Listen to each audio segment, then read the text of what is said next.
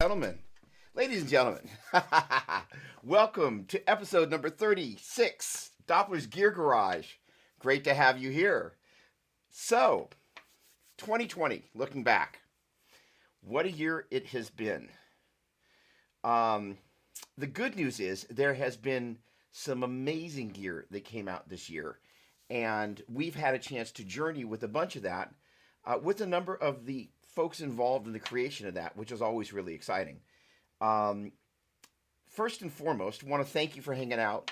It's been an interesting year for so many people. It's been a huge privilege to be able to hang out, interact, engage, inform this unique community of people that is kind of making up what the Gear Garage started off as and is being defined by. So, with that said, looking back on the year in terms of the gear that's been offered that's come out, it's an interesting thing in the world of doing gear demos. Traditionally, kind of, if you will, the kind of the money views are being there in that first moment when that piece of gear comes out, because there's a lot of looky loos, right? But the reality is that most people, the time when that gear demo becomes most valuable is when they actually go out and potentially buy that piece of gear. So it's an interesting thing because, in the act of kind of doing some demo right the moment something comes out, there's always the liability of the fact that you actually haven't spent a month or two with that piece of gear. So the neat thing is that many of the pieces of gear that I kind of have put on my top 5 list, of which there's obviously only so much room to go, are pieces of gear not only did I have a chance to kind of mess with and play with, but also have some extended time playing with. And so because of that, it kind of, a great piece of gear, that initial period of time where you're infatuated with it, one of a couple of things happens. You're kind of like, okay, that was cool, but it's one dimensional. And more often than not, things that have a tendency to be one dimensional have a tendency to find other things that it can be replaced with, versus stuff that you're like, wow, this is something that I just can't do without. So that really is kind of one of the prerequisites for my top 5 list. First of all, I would love to hear from everybody. Yes, Richard, show me more cool stuff to buy. I am a bad influence, but I have friends that are bad influences for me as well. So noting that we're coming to the end of the year, Andrew, thanks for your comment there. I appreciate that. Yeah, so the funny thing is that without my glasses, I can barely operate, I don't know, a can opener. So it's an unfortunate thing. So the good news is, first of all, hello everybody. Thanks so much for hanging out, joining us. This is going to be a lot of fun. Yes, it is a live mic. Uh, Hopefully there wasn't an unexpected expletive that preceded. I don't have my glasses. In any case, my human side shows. All right. So first of all, you guys have heard me probably use this guitar on a number of demos. So this was the 70th anniversary of the Broadcaster. Now, the interesting thing about this particular guitar is that, in the process of getting to know this instrument, and it's become one of my number one demo instruments, in particular in the middle position here, it is just amazing. So the funny thing is that what a lot of people don't necessarily know is a little bit about the history of this. And so tonight, my goal is to provide a little bit of background information about kind of all these things in terms of, what makes them so cool. So basically, the Broadcaster was the second solid body electric that Leo Fender made. It was preceded by the Esquire, which also celebrated its 70th anniversary this year. But the Esquire did not have a second pickup. Now, well, technically, that's not actually fully accurate. The Esquire actually initially had a single pickup and a 3-way toggle that gave you these different sounds. One without the bridge pickup tone control, one with the bridge pickup tone control, and the other with this kind of jazzy tone when you're in the neckmost position. And people were requesting an actual neck pickup, so that at some point Leo decided to make a second version of the Esquire, but I think it was called the Esquire Double Pickup or something like that. But it wasn't an official title. It was just something that Leo did in that first year. And so obviously that first year would have been 1949 because we're at 2020 here. So the deal is in 1950, Leo basically rebranded the instrument as the Broadcaster. The unfortunate thing is in that year, they did not have this thing called the internet. And he was not able to do a USPTO, U.S. Patent and Trademark Office search. Otherwise, he would have discovered that the name Broadcaster was actually, although it was spelled with a K, was owned by Gretsch. And so the challenge was that they got a cease and desist order from Gretsch basically saying the name's got to go or else there's going to be legal action. So there are a series of instruments where Leo literally just clipped the bottom of the decal off before he actually rebranded this instrument the Telecaster. And so those instruments with the bottom of the decal clipped off, at least the authentic ones, as opposed to inauthentic ones, are referred to as no casters because they did not have any sort of caster identification. In any case, in 51, the Telecaster came out and basically replaced the Broadcaster. Now, the reason this instrument is so cool, although you would not necessarily be able to play it per se, it's got what I basically they call a U-shaped neck, and it is not a V-shaped neck, otherwise it would be called V-shaped. But the great thing about the U-shaped neck, unlike what I kind of call a D-shaped neck, is if you think about the, if you will, the shoulders of a C-shaped neck versus the shoulders of what I think about as a D-shaped neck, the C-shaped neck, you can kind of get your thumb around the top of the neck and hit those Hendrix chords. My thumb on a D-shaped neck, where you got a little bit more of a shoulder there at the kind of lower and upper edges at the kind of on the top and bottom side, I should say the bass and treble side of the neck there, I can't get my thumb around the top, so those Hendrix chords are impossible.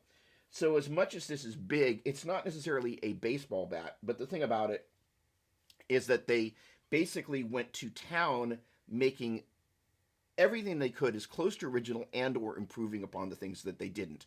The pickups are amazing, and you know, you think back on it, it's like, how many things made 70 years ago? I mean, think about all the gear that we've got 70 years ago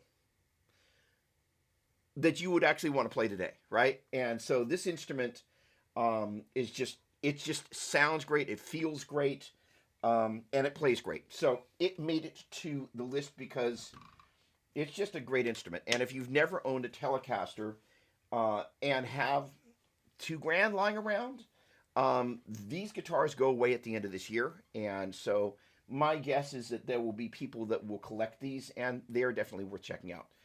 And they have been on a bunch of demos. All right.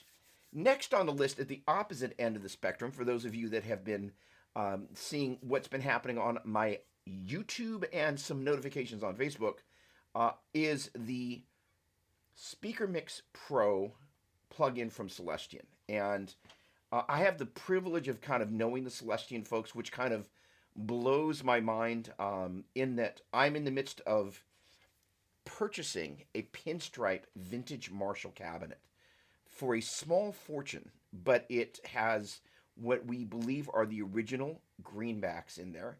And they may be and we got to do a little bit more research, but they may be the actual Holy Grail greenbacks, which is the original 30-watt greenbacks that happened transitionally at the end of 1967. I digress. Celestion is synonymous with the sound of rock and roll, and they have endeavored to make the jump from being a company that manufactured speakers. You know, and you've heard me say this before, I've got like 16 412 cabinets in the house. Perverse for some, very cool for others. All of which are loaded with Celestion speakers. And they endeavored to kind of go, hey, you know what? We're going to jump into this IR thing and we're going to embrace it.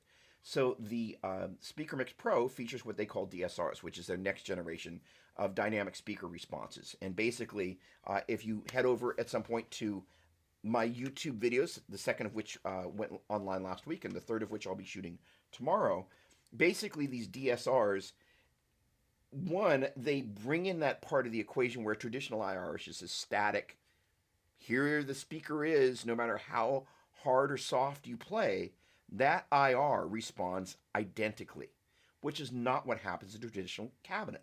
So the idea of the DSR is it responds to the way you play via some settings in the plugin that basically allow you to replicate the relationship between the power amp and the speaker cabinet, and that unique thing that happens as they're interacting together, as well as nearly or just as importantly or more, how hard you're actually pushing that speaker. And part of the magic, and it's one of the things that I talked about in the second video, was kind of the ideas. I've actually swapped amps behind me, but you can see the Plexi Marshall there, and you cannot see. Yes, there we go. Hold on. Right there is the Satriani head. So basically, what I did was I was able to pull up the kind of the virtually appropriate 412 cabinet with the greenbacks and the G12 75-Ts for the Satriani one, so you could really kind of dial in the right cabinet with the right speakers, and then begin to manipulate that in the same way that you would in the real world. And being able to do that kind of, it's kind of the strange analogy of being able to go buy store-bought chocolate chip cookies versus actually kind of making them from scratch, where you're actually kind of go, what, I'm going to choose as I'm creating the sound what I'm going to do in terms of where the type of amplifier is. So that basically there's a thing called Z drive, which the whole point of Z drive is about replicating whether you're using a low gain amplifier or a higher gain amplifier, and getting that interaction that comes with those different types of amps. Because the short version is that a lower gain amplifier has, if you will, a simpler amount of information. That is to say, if you think about all the unique overtones and layers of saturation and bloom that you get, all that stuff that happens with a higher gain amplifier, that as you turn up the Z drive, or the British and Australians would say Z drive, it begins to, you can choose whether you want to go for the cleaner style amplifier or as you turn it up the higher gain styles. And it again has this huge interaction on this complex relationship between the amplifier and the speaker. So the interesting thing was I kind of did a combination of AC/DC meets Joe Satriani by using the two different amps, and then in turn utilizing the right different types of cabinets and messing with the plugin. And again, having that ability to kind of bake your own setting with kind of, instead of using a static IR where it just does what it does, you can influence all those things around that. Hugely powerful. You can also blend speakers and microphones, and we've talked about it before, but like the more I use it, the more I'm like, this thing is amazing. So the other thing that I have been digging on is the Boss GT1000 core. And the interesting thing about the Boss, folks, I tell you what, let me just take a quick moment, just a quick moment, and say hello to everybody and make sure that Rev is live right now also. Well, Corey, I am so glad you're hanging out with us. So, yes, and yes, Andrew, Celestion definitely rocks. All right, hang on. Let's get over where I can see more comments. There we go. And let's see. There we go. Good. And let me hop over and get my comments instantiated over here from the YouTube side so I can see what people have got to say over there. All right, first of all, let me do a little say hello. Andy Guitar, great to see you. Chris Alexander, hello, my friend. I hope you're doing great. Michael Mitchell, great to see you. Big year for gear, still in the tweaking stage. Yes, and okay. List of gear I can't afford. Got much longer this year too. I love it. And am I getting the Klon for Christmas? You know what? I have opted to blow off the Klon. I was like, you know what? I'm just going to hedge my bets that one of a couple of things is going to happen. It's peaked at the $5,000 amount and is going to dip back down to $4,000 or $3,500, or it's going to keep going up, and I will have missed it like I already missed it. And you know what? Either way, I'm kind of okay at this point. So, all right, let me head over to the Book of Face. Andrew Bonica, hello, my friend. Merry Christmas, Happy Holidays. Chad, great to see you. I don't know why I'm looking at the screen because you're over here. Brian, what's going on, my man? I'm getting a Walrus. You know what? The Walrus stuff is great. I want that chorus. Because I didn't actually play through the chorus, and I'm going to forget the name of it, but that new Walrus audio chorus, majorly awesome. Okay, yeah, one potato, Andrew, we heard that.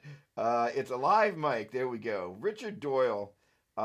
Yes, I will be happy to help you spend some money, my friend. Chad, thanks, my friend. Andrew, okay. Celestion rocks. Rev is live. Often can't. Uh, People often forget how much influence the speaker and cabinet in relationship to the amp have on tone. Absolutely. What's going on, my man Ben? Great to see you. Cheers. Welcome.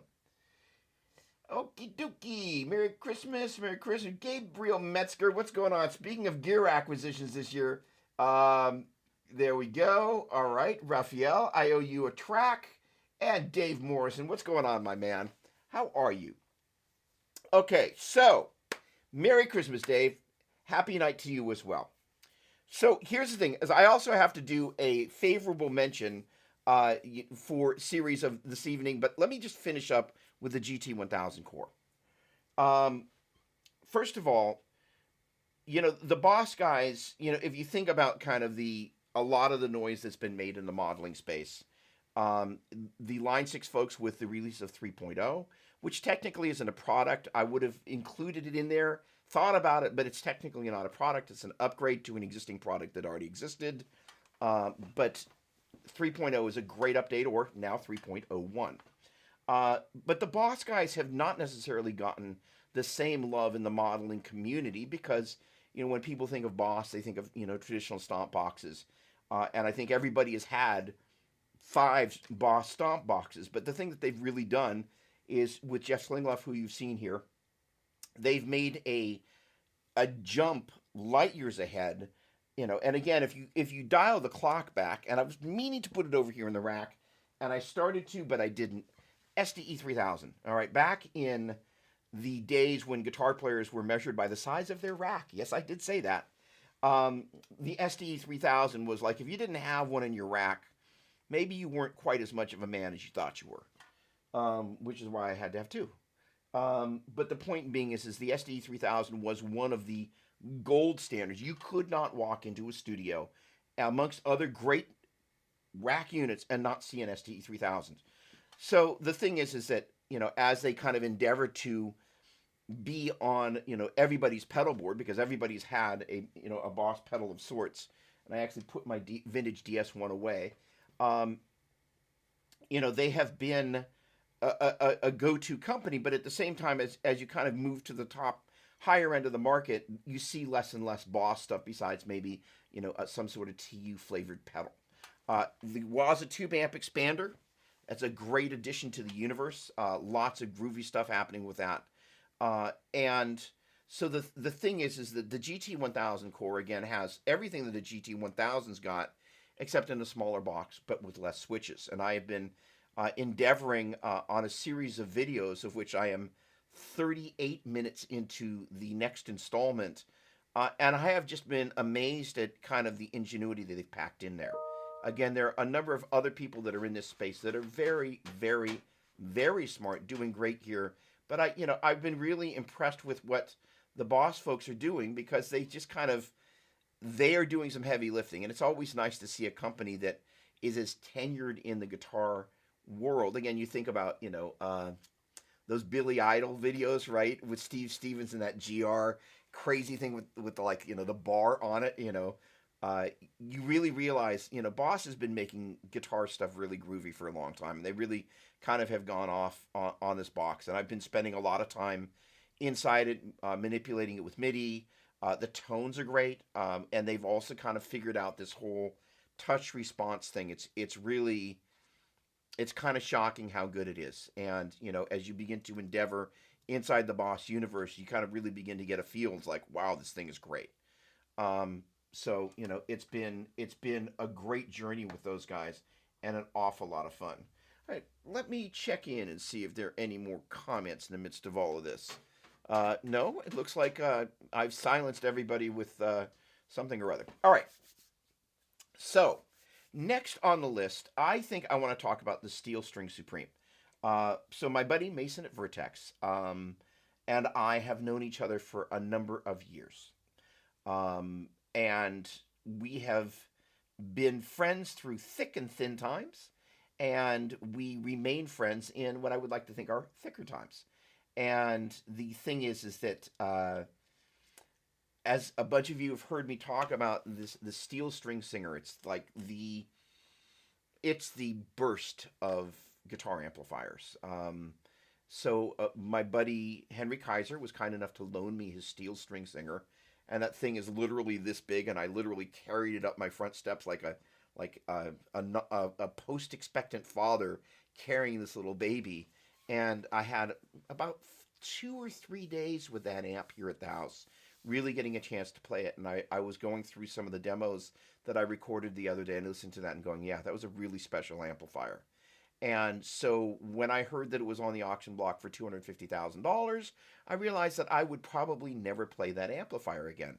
And as you guys may have heard me say previously on a previous show, the Steel String Singer, uh, Mason basically took that amplifier and endeavored to create the Steel String Supreme, which is a stomp box that's got all the bits and gooiness that make that amp really cool. And so, as I mentioned a few weeks ago, I did a video for it that Mason's going to be. I don't think it's out yet, but he did share one of the clips from the studio where we shot it, and it's just a great amplifier. And so the thing about it was there is a particularly unique experience that happens when you play that particular style amplifier. That there's it's not just a creaminess, there's a texture to it that it makes you play and it responds and it has a clean bloom that is just, it's second to none. And it is one of those experiences that I really thought I would never have again. It's kind of like that first moment where you hear Hendrix, first moment where you put on Van Halen 1. You're like, oh snap. Notice that was me with the actual record in 1978. The summer of, went out to the warehouse, bought that piece of vinyl, took it home. It was just, it was an exciting time for music. And so the neat thing is that feeling of being able to recapture that vibe in a pedal was very special to me, and is something that is just very, very, very unique. So let's see here. All right. Boy, you guys are quiet there. All right, so hang on, sir. Creaminess and texture is making me hungry. Andrew, those revs behind you are looking great. Sound great too. Yes, so the deal is the Rev D20s are not a new offering, but I will say I've spent an awful lot of time hanging out with them, and they have certainly proven themselves to be, again, an amazing amplifier.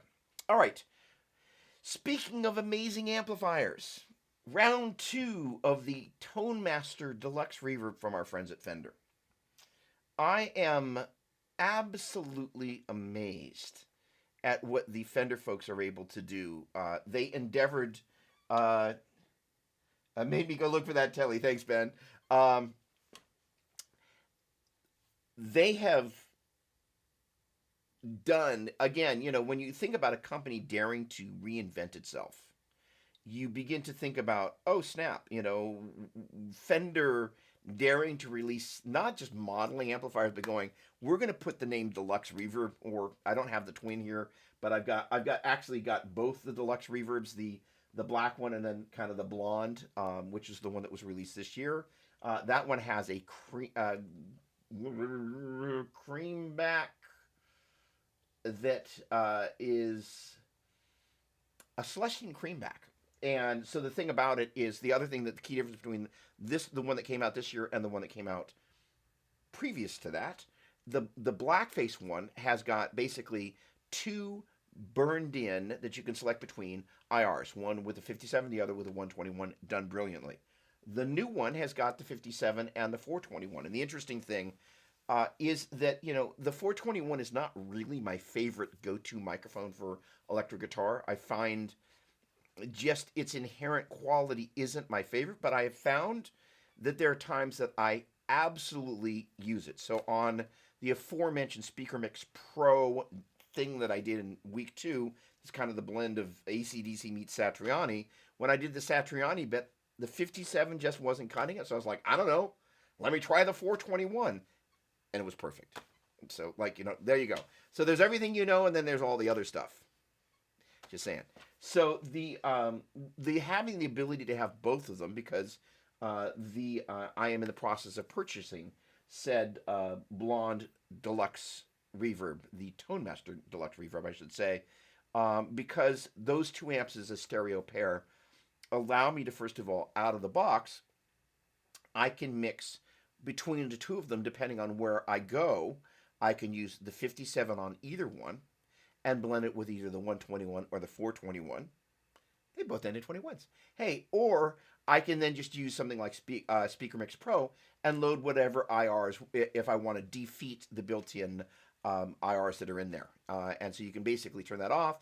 One of the other things is you wouldn't really call it power scaling classically, but there's a watt selector, so you can choose at 6 basically how much headroom you've actually got to manipulate as you turn up the volume control, and it sounds amazing. It's a really fantastic amplifier. The cleans, which is kind of what I call a simple amplifier, the cleans are phenomenal. Chris Alexander, look at you. So the interesting thing is that this lovely little bass here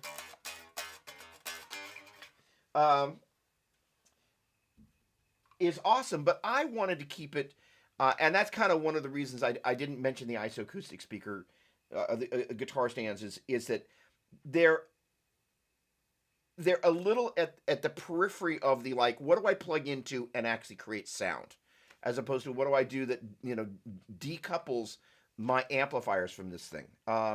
And basically, I use isoacoustic products basically to isolate everything, because if you think about your average 412 cabinet there, it's like a giant timpani, so like, any reverberation going on that's happening in the cabinet is working its way upstairs as well. So being able to isolate that is great. Oh, hang on a second. Okay, so the Shell Pink Strat, I also needed to double check. So the Shell Pink Strat is an awesome instrument. It's upstairs awaiting a string change, and I ultimately had to choose because the Shell Pink Strat is an amazing guitar. That's an American Original 60s Stratocaster.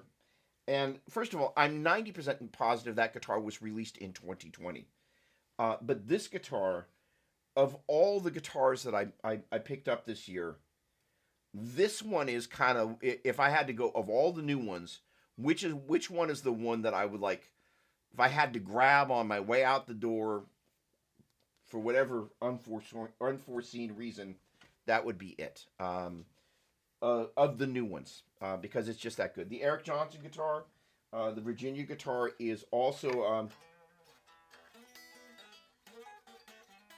is a great instrument that has been paying attention to my growth in the Eric Johnson imitation world. It's a fabulous instrument. It's very strange to watch yourself kind of on delay replay, but it's a great guitar. So. All right. Hang on a second. So here, this might be off topic, but 1073 clone. So this is, let's see. There we go. This is an 1173. So what that is, and it is off topic, but I will gleefully go there. So that's from UK Sound, which is an offshoot of our friends at BAE Audio, and Brent Averill Audio, I think, is the unacronymed version of BAE, and basically they produce arguably the best Neve mic pre's and EQs since Neve. And so basically this is a combination of the 1073 preamp and the 1176 compressor. So it's basically, if a Neve 1073 and a UA 1176 had a love child, this would be it. And do you know how often I use it? About that often. But it is worthy of some attention, so it will be getting some.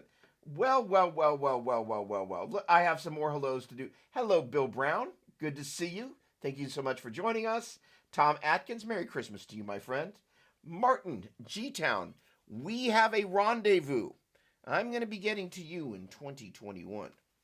In a good way. Martin makes these amazing Dumble-inspired devices, pedals, and amplifiers. So G-Town is going to be in the D-Town in 2021. Great to see you. I hope you had a great year. Merry Christmas. And forthcoming Happy New Year to you and all of yours. We need to connect this next week. I look forward to it, Martin. Great to see you. Brenton, hello, my friend. We had a a long guitar webinar for a group of folks that he is involved in uh, disseminating brilliant information to, not necessarily my part, but in Australia. So we did that last Thursday, and that was a lot of fun. Uh, Tom, chairwoman of the board, approved the Doppler Gear Garage shirt. She has approved these, and I'm looking at how we can get that done right away. Alejandro David Aguilar, bienvenidos, amigo. Feliz Navidad y feliz Año Nuevo. Excelente. Ha! Best of both worlds, then. Yes. Okay. So, the thing that we want to do now is I would love to engage everybody around kind of this concept of this is an interesting thing that we begin to think about. Most guitar players have one rig. And so I'm curious. I want to ask some questions here. Uh, Russell, Russell, first of all, shoot me a text and let me know if you got that big gig or if there's any news on that. I hope you did. And I'm asking you to do it to my phone such that in case you don't know or you didn't do it, we're not broadcasting it to the whole world. But in any case, great to see so many people. All right, so here's the deal. I would love to know. I mean, here's the thing. You can go onto YouTube and you can watch demos, but when it comes to actually piecing this whole rig, nope. Oh, that was a sad emoticon, a Dopplercon. Russell, well, you know what? Then it was meant. There's a bigger gig for you. How about that? All right. So here's the thing. One of the things that I am deconstructing in my head and where I want to be of service to you is this. In 2021, as I think I've mentioned previously, we're going to be moving the show over to Saturday for a couple of reasons. One, streaming on Tuesday and Wednesday nights back to back is not conducive towards my workflow. And the other part of it is I want to endeavor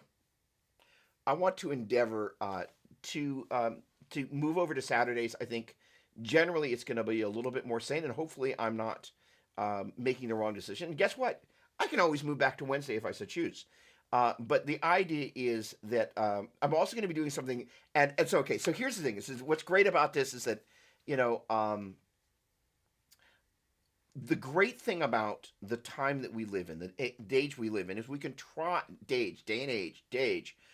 is we can do things that are a little bit different. So what I'm getting ready to do with my students, Russell, letting you know here, a very few I've told, like, and the rest are about to hear.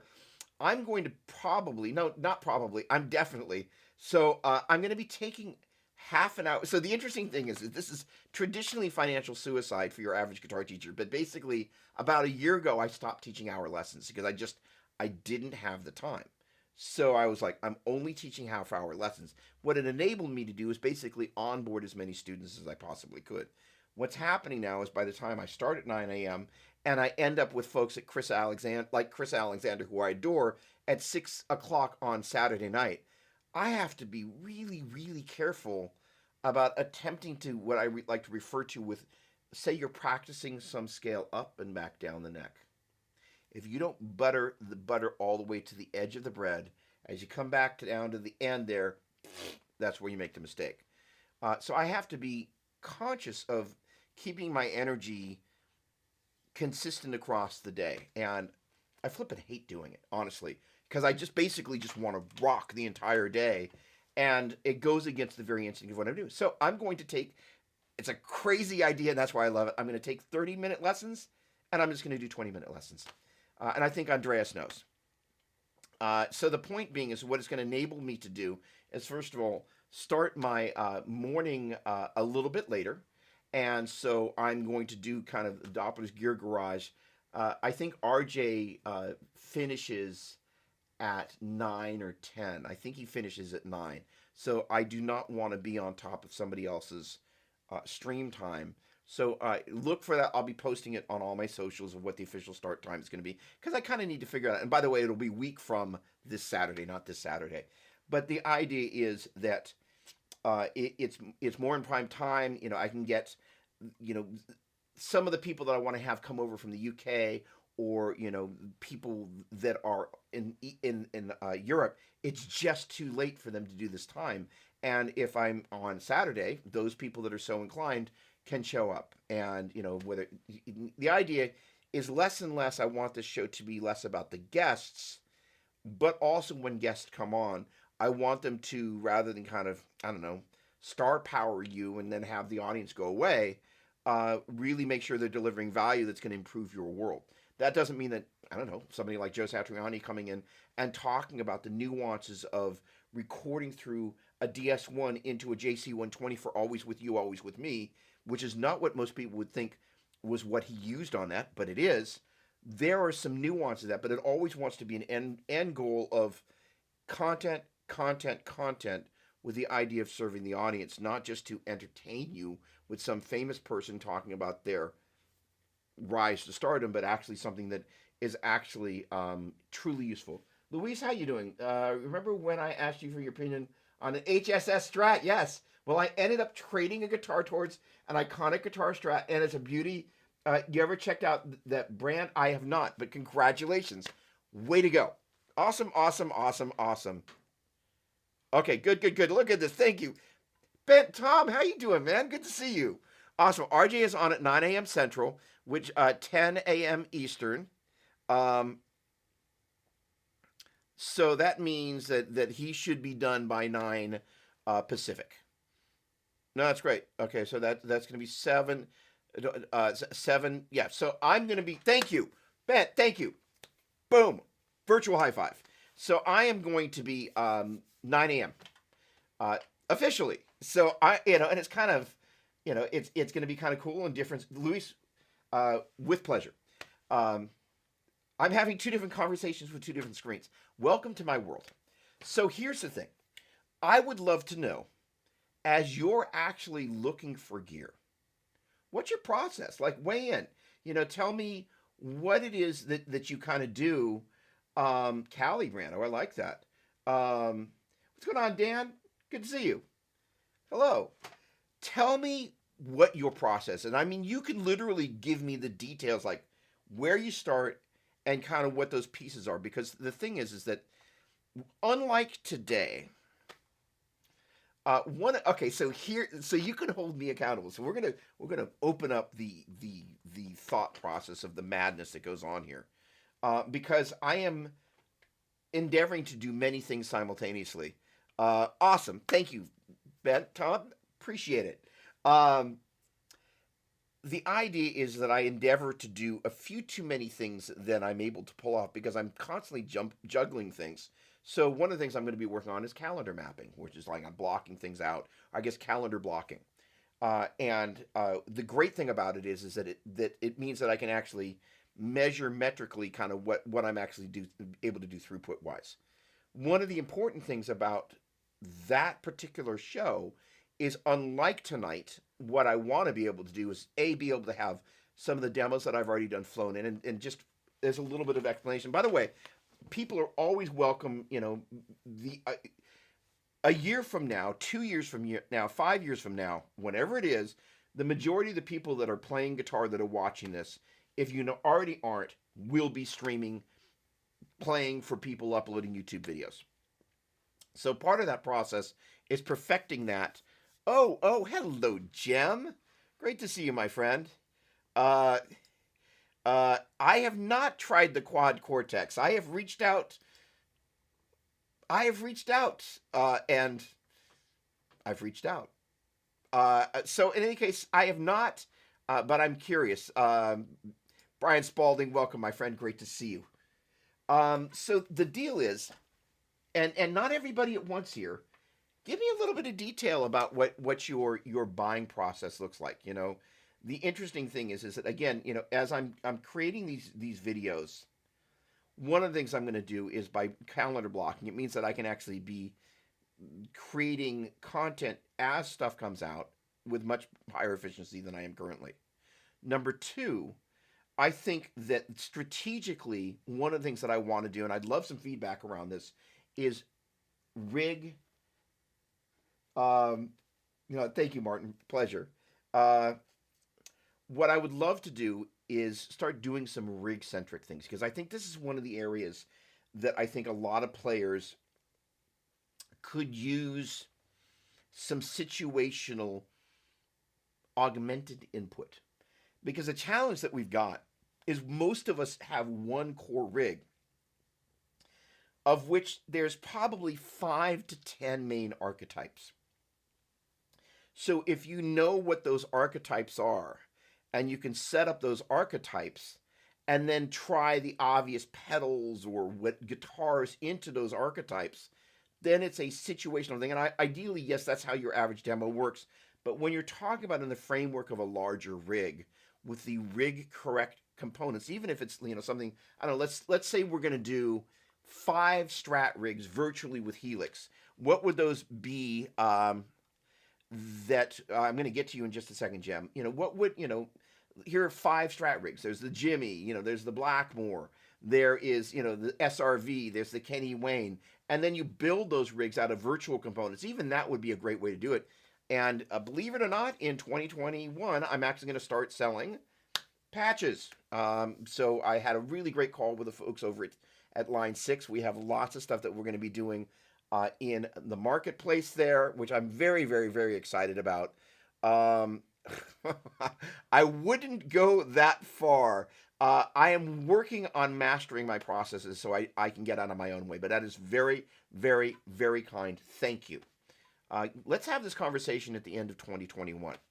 I would give myself a D- for mastery of processes, because my processes get in the way of each other. I've got to fix that. Let's see how I do. Most unique gear that I saw from 2020. That's a great question. Unique. I will say this, and it doesn't have to be, and it's going to be kind of a funny thing, but I would have to say the most unique piece of gear that I interacted with in 2020 was, are you? No. Where are you? Oh, come on. All right. Oh, I can get to you like this. Was the Morningstar Mc6. That to me was the piece of gear that for 2020. So here's the deal. Is if any of you are endeavoring at the edges of the MIDI abyss, that piece of gear is unreal. Just keep in mind that every so often you need to disconnect it, and you can do it not by pulling the MIDI, the USB cable, but actually from the editor, which is basically they want you to use. I've been using their Chrome editor, which basically you're in Google Chrome, and it basically it pushes the latest update, and they have their stuff dialed enough that I trust their updates.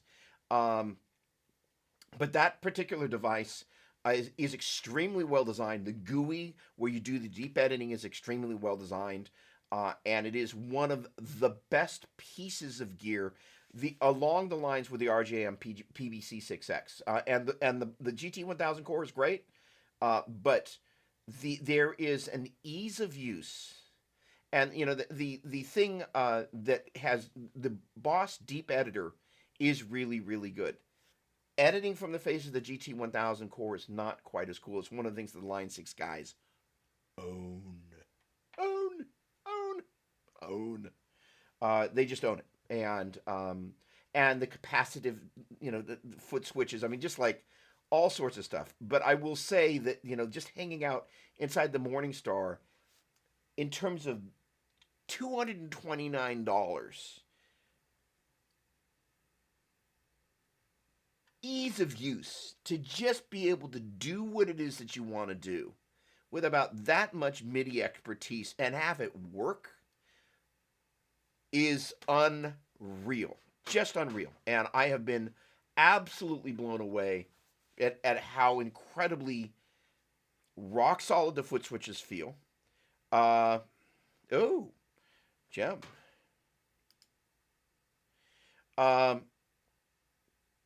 Was there a piece of gear which caught me by surprise and I enjoyed it?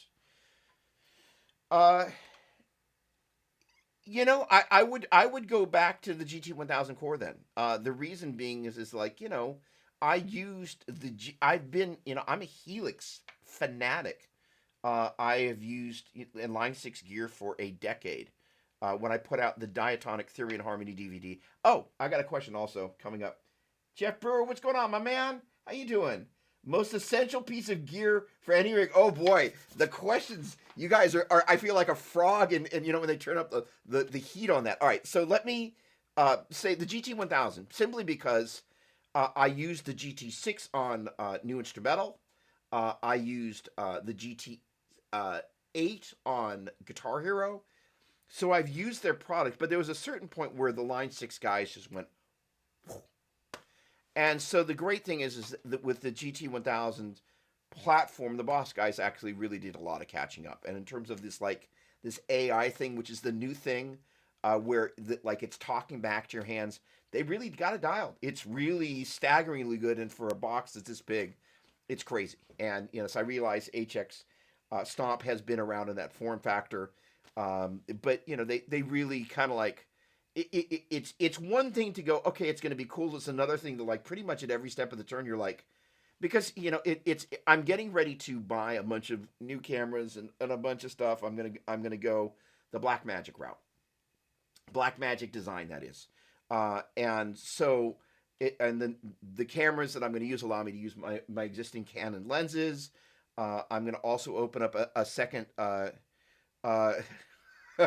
You're funny, Brian. The second video studio upstairs. So one of the other problems that I have, I get started with one shoot happening in one room, and I got to finish it, or else I strike the set. So I'm going to get both rooms going. So I kind of have had to make some decisions about kind of what I'm going to do outfitting wise. The reason I mention all of this is that you begin to get inside a system, like a Canon system, and then you jump over to another. So I'm getting ready to probably dump Adobe Premiere for Blackmagic's DaVinci. And so, and as it has Fluff and the folks of Worship Tutorials, like people who I look up to, and I look for inspiration for what they're doing production-wise, I'm just like, oh. And by the way, if you get a chance, Fluff did a live stream this past Tuesday-ish.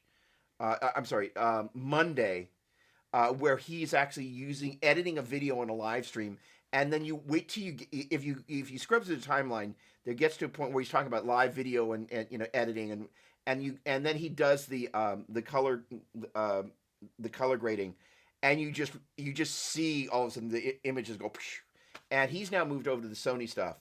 But the point being is it's in DaVinci, and you just kind of go, oh man. So it's pretty amazing. You guys, I'm not listening to the kind words other than seeing that over on YouTube there's some very nice things being said. Thank you. I guess I am listening, but thank you and humbly. In any case, okay. Oh, okay. Hang on a second. Let me put this up here for a quick second. See if Doug has reviewed it. Check out YouTube videos. Go to manufacturer's website. Ask Doug about it. Doug about it. Read reviews. Okay. Hey, if anybody wants to put up a list like that, that would be great.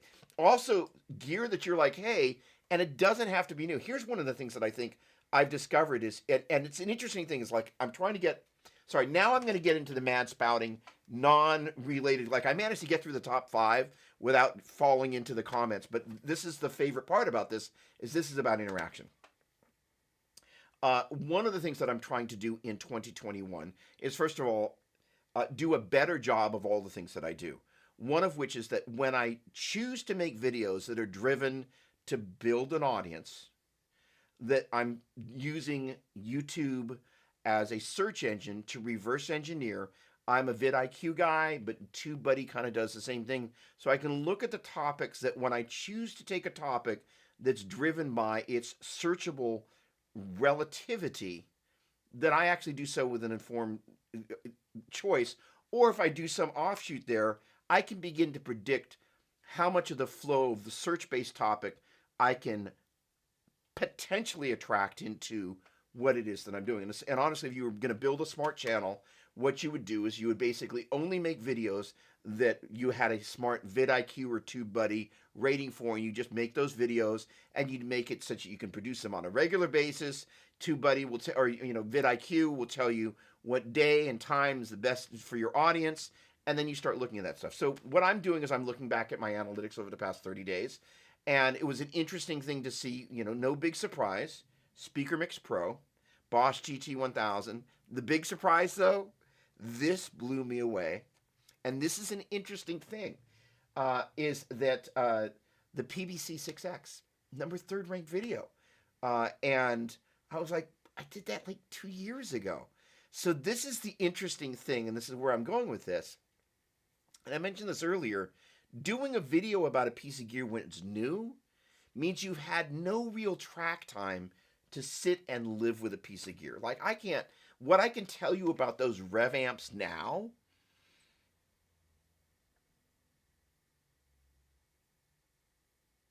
is probably a very interesting idea for doing videos, which is I come back to a piece of gear and just kind of go, everything you need to know about, boom, but make it a search title that when people search it, that query comes up and is in the title and or the description, such that. But at the same time, then your thumbnail is people are like, oh, because the ultimate thing that starts to happen, obviously, is that in theory, what YouTube is measuring is how much your audience is engaged by the content that you're making. And again, guys that I love, like Chris, for example, he pretty much watches everything that I do, which I adore him for, and he comments. So it shows this higher level of engagement.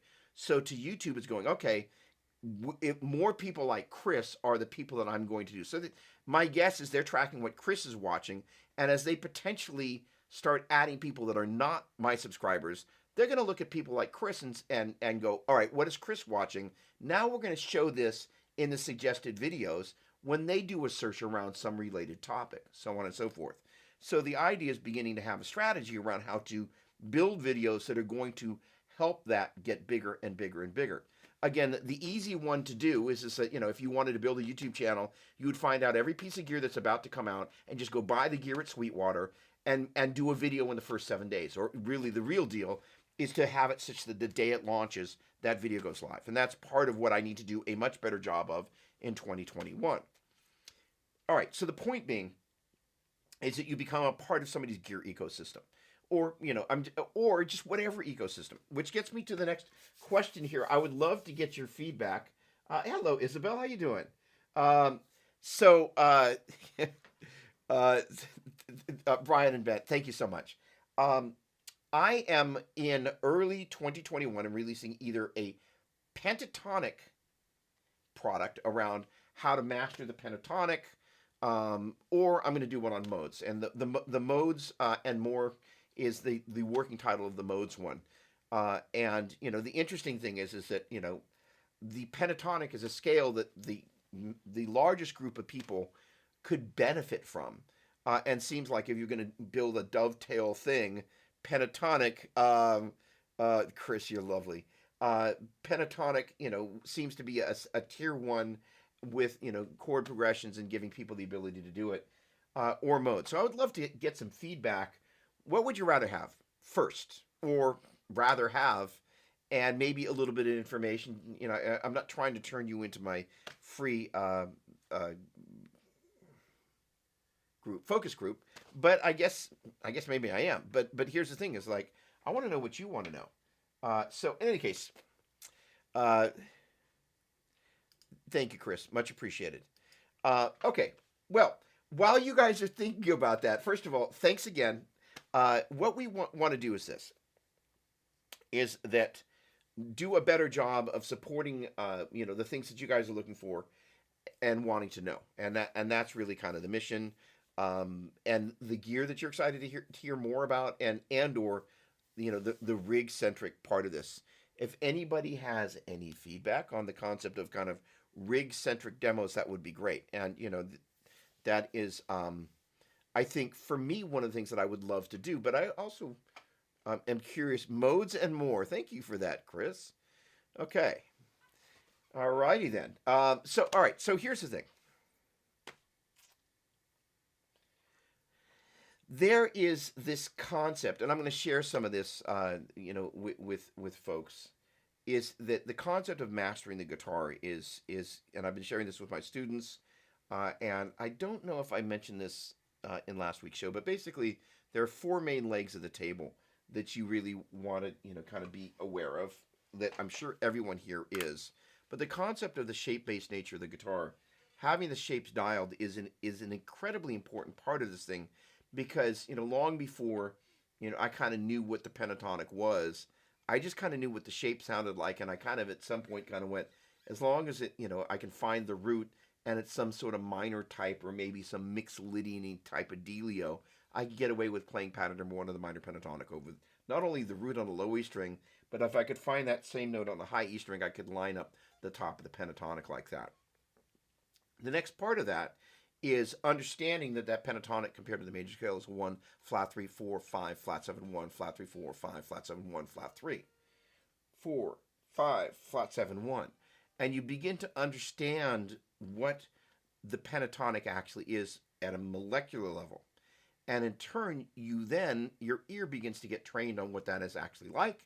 And then in turn, your technique allows you to execute that at hopefully multiple dynamic levels across multiple styles that you're interested in playing, with the stylistically appropriate when you want the thumb over the top of the neck and when you don't want the thumb over the top of the neck technique. And those four kind of legs of the table are the heart and soul of kind of what this modes and more concept is going to be about. And it's really intended to be a foundation for players. The interesting thing is that, one of the things that I know in working as a guitar teacher, both at camps and on a one-on-one basis, is that most of the people, when they show up for a lesson or at the camp, have a little bit of what I call the Swiss cheese effect. Is that, it's some variation of, they started with, some jazz guy, who had them out of some sort of, book, Mel Gibson Bay book, Mel Bay book, that was not something they really wanted to play, but they learned a little bit about chords and a little bit about reading, but nothing about what they wanted to play. Or they, studied with somebody that didn't know anything about music, but could show them how to kind of play a bunch of stuff and learn a bunch of songs. Or, they learned from, classical music point of view, and they started studying classical guitar and actually knew what they were actually playing. But those are three pretty diverse things that most people had a tendency to live in one of those areas or another, or something like that. So what ends up happening is the people that, learned all these songs usually are the ones that have a tendency in the rock realm of things that got good first, because they kind of understood the language of music. Now, the interesting thing is that they didn't necessarily have a huge knowledge of why things were working. They just were able to play the things that worked. And in the act of doing that, they began to develop their ear and that relationship between the finger shapes, what the brain was thinking about, like, oh, the ear hears this chord and I've played this thing against it, and your brain kind of goes, oh, these work together. And then ultimately in the process of playing songs, you also develop your technique. It's actually one of the reasons why I was, because one of the things I've been doing a lot lately is watching other people's live streams. Because I want to go, what are other people doing? What are they doing? And, one of the things I was inspired to ask is, usually I have generally a good idea of what drives people into the player that they become. And so one day I was kind of on Pete Thorne's Sunday stream. I was like, Pete, I'm really curious. Did you grow up as a guitar player that learned songs? And I kind of already knew the answer, because I'm like, he plays like a guitar player that learned 1,000 songs, which is a great way to play.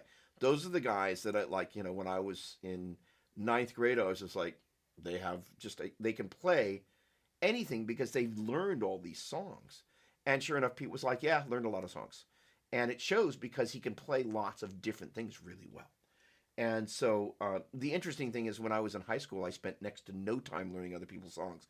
What I did spend a lot of time doing was doing the needle drop on The Pump by Jeff Beck, and playing over that outro solo over and over and over and over again. Just kind of I want to get the vibe, playing over the outro solo of Who's Crying Now. I wanted to get, and that was actually a solo I did memorize. I was like, I need to know what Neil's playing here, note for note. This is something I have to figure out. But I also spent a lot of time just playing over that solo. It's like, I want to understand by touch, by where he is on the neck, and by ear. The interesting thing, I wasn't really thinking what scale degree numbers he's playing, because that wasn't what Neil was doing. I wanted to absorb what Neil was doing as best as I possibly could, and bring that into my sensibility. And that, with Neil's playing is still true to this day.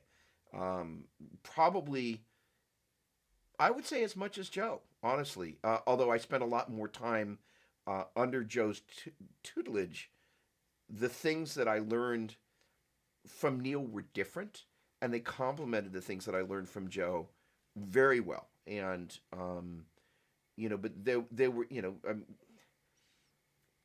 Neil Sean, Journey. I mean, like, how many bazillions of records have they sold? And they're still here.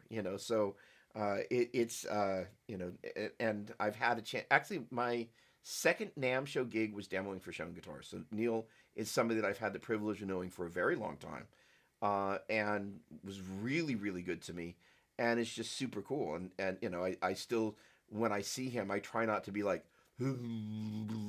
because I'm just like, he has had such a profound, just like Joe and Jeff Beck and Steve Vai had such a profound effect. But, so that is to say, those four legs of that table, I think, are important places for people to hang out. And I want to, encourage other players to kind of have those legs. So in terms of this concept of modes and more, the idea is to arm people with all four of those things, also with chord progressions. And, the idea of, most people have never played knowledgeably or knowingly so a Locrian progression.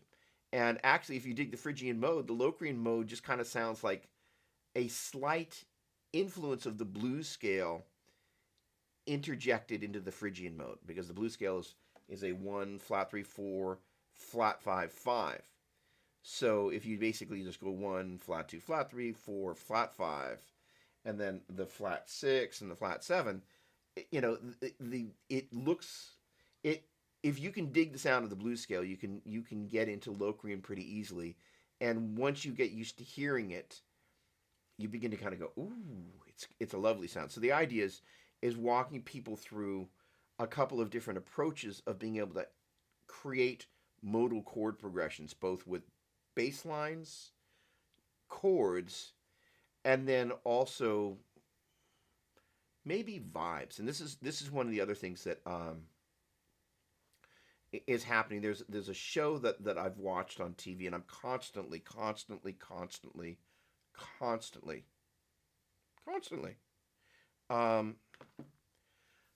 collecting little things that I record off the TV. And one of them is of this piano composer from Belgium, and keyboards, but it's just the way that they use chords and inversions in ways that guitar players wouldn't. So one of the other things is going to be talking about, this concept of really understanding your inversions, not to turn you into inversion geeks, but to begin to kind of go, okay, look, one of the biggest problems that guitar players run into is that we just have a tendency to, in the process of learning whatever it is we learn, eventually it's kind of like, if you live in an area where there are deer, you see these deer run where they just kind of run in the same trail over and over. And on one hand, it's usually the best way to get from point A to point B without getting splatted by a car. A lot of logic there. But most guitar players are kind of like that too. It's like, we just kind of run the same path over and over and over, and eventually it's a diminishing return, because we're like, that's not nearly as exciting as it was about 10,000 times ago. But at the same time, finding those notes or the things that are off of that path, off the beaten path, sometimes guitar players get frustrated, and so it's easier to go back to the proven and attempt to do that, as opposed to kind of going, okay, what's new, what's out there. So with that said, one of the things that I'm trying to do in the process of helping create a better path for other guitar players is go, what are some other ways to look at the instrument that are non-guitar ways? And your traditional piano player, if they're going to play a 1-4-5, they wouldn't go G, C, D and kind of play, G, C, D like that. They would go G, C, and D, and use a G major like that, a D major in second version, C major in second inversion, and a D major in first inversion. And then they would also begin to look for those common chord tones. So that is to say, this is GBD, basically the C is C, E, G, and the D is D, F sharp, and A. So you begin to kind of go the C, E, and G, and the G, B, D, and the C, E, G. What have they got in common? And finding those common tones between those chords is how you begin to go, oh, so this is what I need to think about shifting. That is to say, G major, G, B, D, C major, G, holy cow, G, G, E, C, it's C major, C, E, G, G, E, G, C, E, my brain is a little soft, G, C, E, and then this D major, F sharp, A, and D. So you begin to think about, okay, as I go from this G major to this C major, basically my B becomes a C, my D becomes an E. And you're actually, instead of thinking about it as a shape that you move around, you're actually going, okay, I've got G, and I've got my B and my D, which becomes my C and my E. And had you read that, you would have known that. But most guitar players are very unaware of those notes. And the fact that our G then becomes an F sharp, our B becomes an A, and our D stays the same. Now all of a sudden you begin to think about, whoa, okay, the G was a common tone for these first two, but the D was the common tone for these two. And you begin to kind of go, see that relationship between what's the same and what's not the same in ways that guitar players don't traditionally look at those chords. And if you're able to do that and target chords in a holistic way like that, and begin to see, some of these triads but have some space in them, so you can then, if you listen to most movie music, you're traditionally going to find that there's a lot of space. Guitar players have a tendency to try and fill up space, and then when we go to play our melodies and our solos, we're kind of like, we don't have as much space as we would like to work with. And it's one of the reasons why I'm very strongly pondering trying to track down this Belgian keyboardist to do this next Doppler record, which is they're going to play things that are going to create a space where the guitar can sit, and I'm playing with space as opposed to playing with the space that I'd fill up as a guitar player. And it's going to be in new places. Oh, look at this. Stan Hemphill. How are you, my friend? Okay, now I'm very interested in more chord progressions. Others are more interested in chords I play as opposed to some of the solo that I think is impressive. Awesome. Great to see you, my friend, by the way. Merry Christmas and Happy New Year. The chord progressions, what's great about them is that... okay, hang on a second. Richard. Okay, I feel better now. Oh, there we go. So, thanks for the... yes. So this is the thing. As a matter of fact, okay, mini lesson here. Okay, hang on. Here we go. All right. I love inverting or converting depending on the situation and the colors you want. Yes, and yes. So, Matthew, what's going on, my friend? How you doing? Great to see you. So one of the things that I would encourage each of you to do is the following. Is having a guitar pick. Where did my pick? There we go. Let's go there. All right, so the deal is, and I apologize, I'm not actually plugged in, but the deal is if you played the triads for the C major, C, E, G, D, F, A, E, G, B, F, A, C, G, B, D, A, C, E, B, D, F, C, E, G, as in C major, D minor, E minor, F major, G major, A minor, B diminished, C major, and work on calling out C, E, G, D, F, A, E, G, B, F, A, C, G, B, D, A, C, B, D, F, C, E, G, C, E, G, B, D, F, A, C, G, B, D, F, A, C, E, G, B, D, F, A, C, E, G. Getting comfortable with those triad note groups is the fundamental, yes.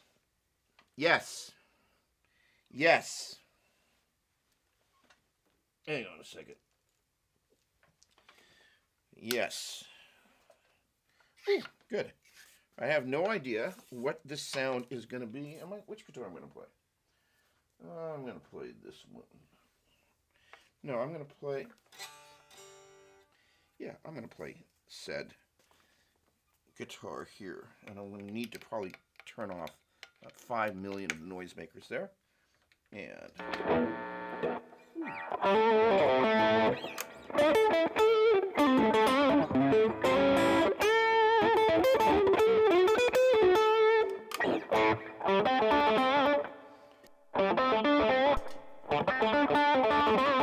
right, I'm going to work with muting the microphone and not muting the microphone independently. And I'm going to tune first here. But here's the thing. This concept of these triads is, first of all, it doesn't get a lot of love with guitar players. And it should. And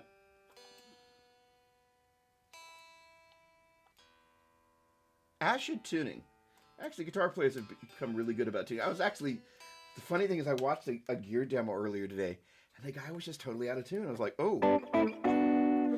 All right, let's see here. Let me get rid of but you. Ooh.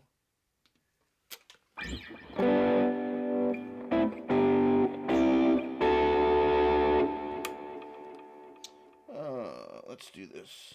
You, what are you? No.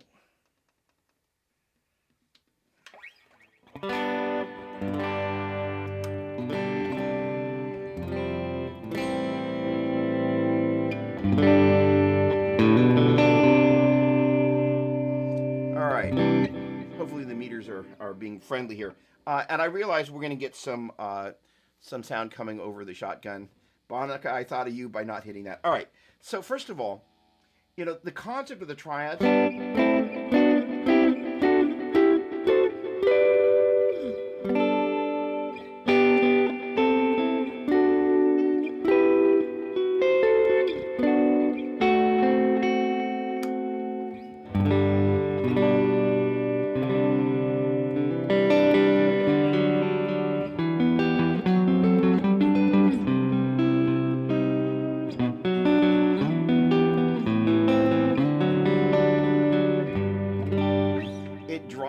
arguably the prettiest chord progressions that we can work on.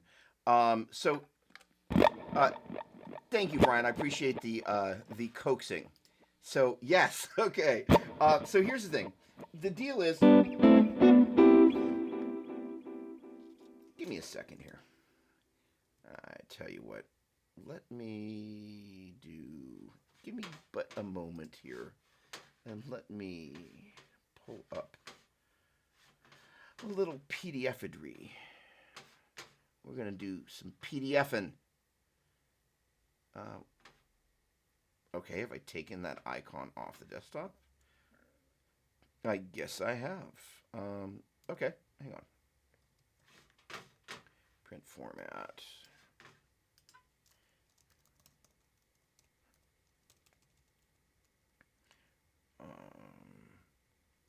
Print. Almost there. I'm going to pull up some diagrams here so you can take a look at some of the goodness that hopefully will be good. Format, lesson plans. Okay. And there we go. All right. And let's do this. Almost there. Hang on a second. No, I do not want to rate Adobe products. Thank you very much. Appreciate the thought. Go away. Thank you. Alrighty then.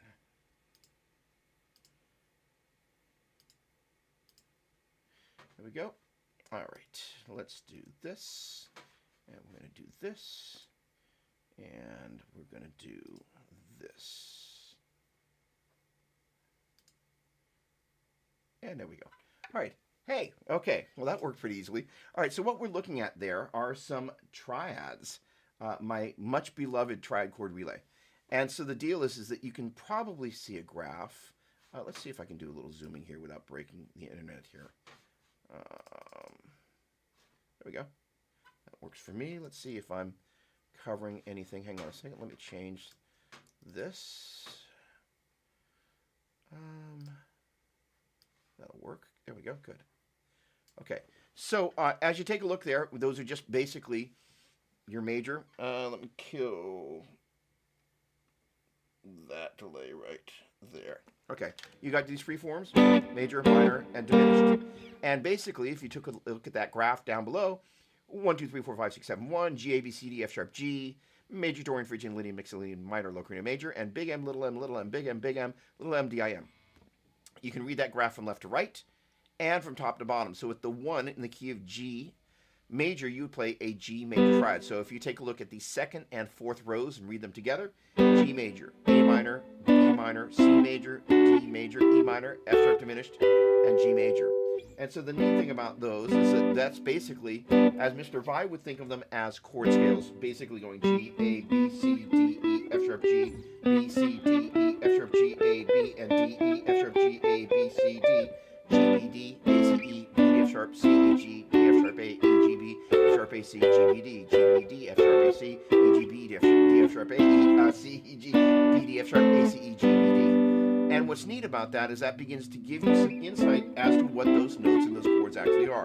Now, the great thing is if you were to look at what's really going on here, it's basically, if you took the notes of the G major, by the way, my new fancy thing that I was so incredibly impressed with myself for doing this past weekend, as I taught, was basically, if you think about G as the 1, A as the 2, B as the 3, C as the 4, D as the 5, and then for 6, I basically just bring my thumb over. That's going to be E, and the 7 is going to be F sharp. So that way, in case you're holding your pick and you don't have to put it down, you basically have 1, 2, 3, 4, 5, 6, and 7.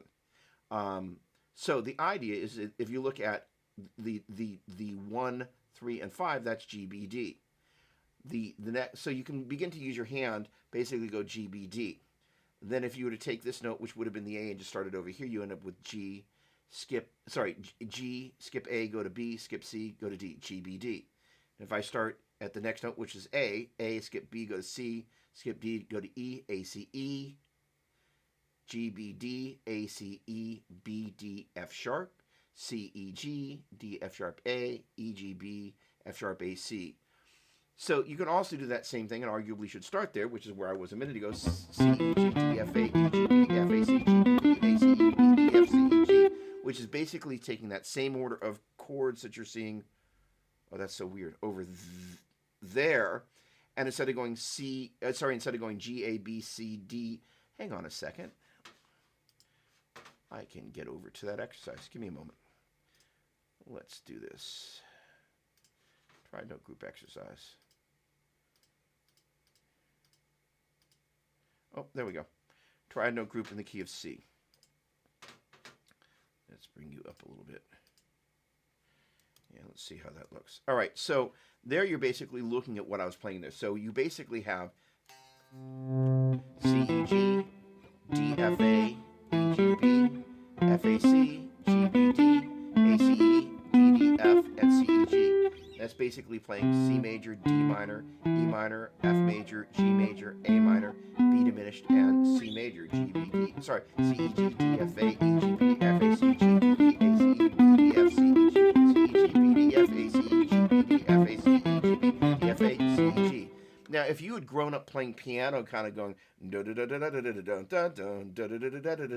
you would have kind of known these notes already, but most guitar players, first of all, never have anybody show them kind of the triads diatonically. It's just not something that we're traditionally shown. We eventually figure it out, but it comes after a little bit of heartache. The other thing is then what you get used to doing, we've got the key of C there, is basically then kind of moving it up to the key of G. And so there we've got now the key of G, and we just moved those triads down. If you take a look at the red note there, it moved from the key of C to that same fret, that 3rd fret on the 5th string, to the 3rd fret on the 6th string.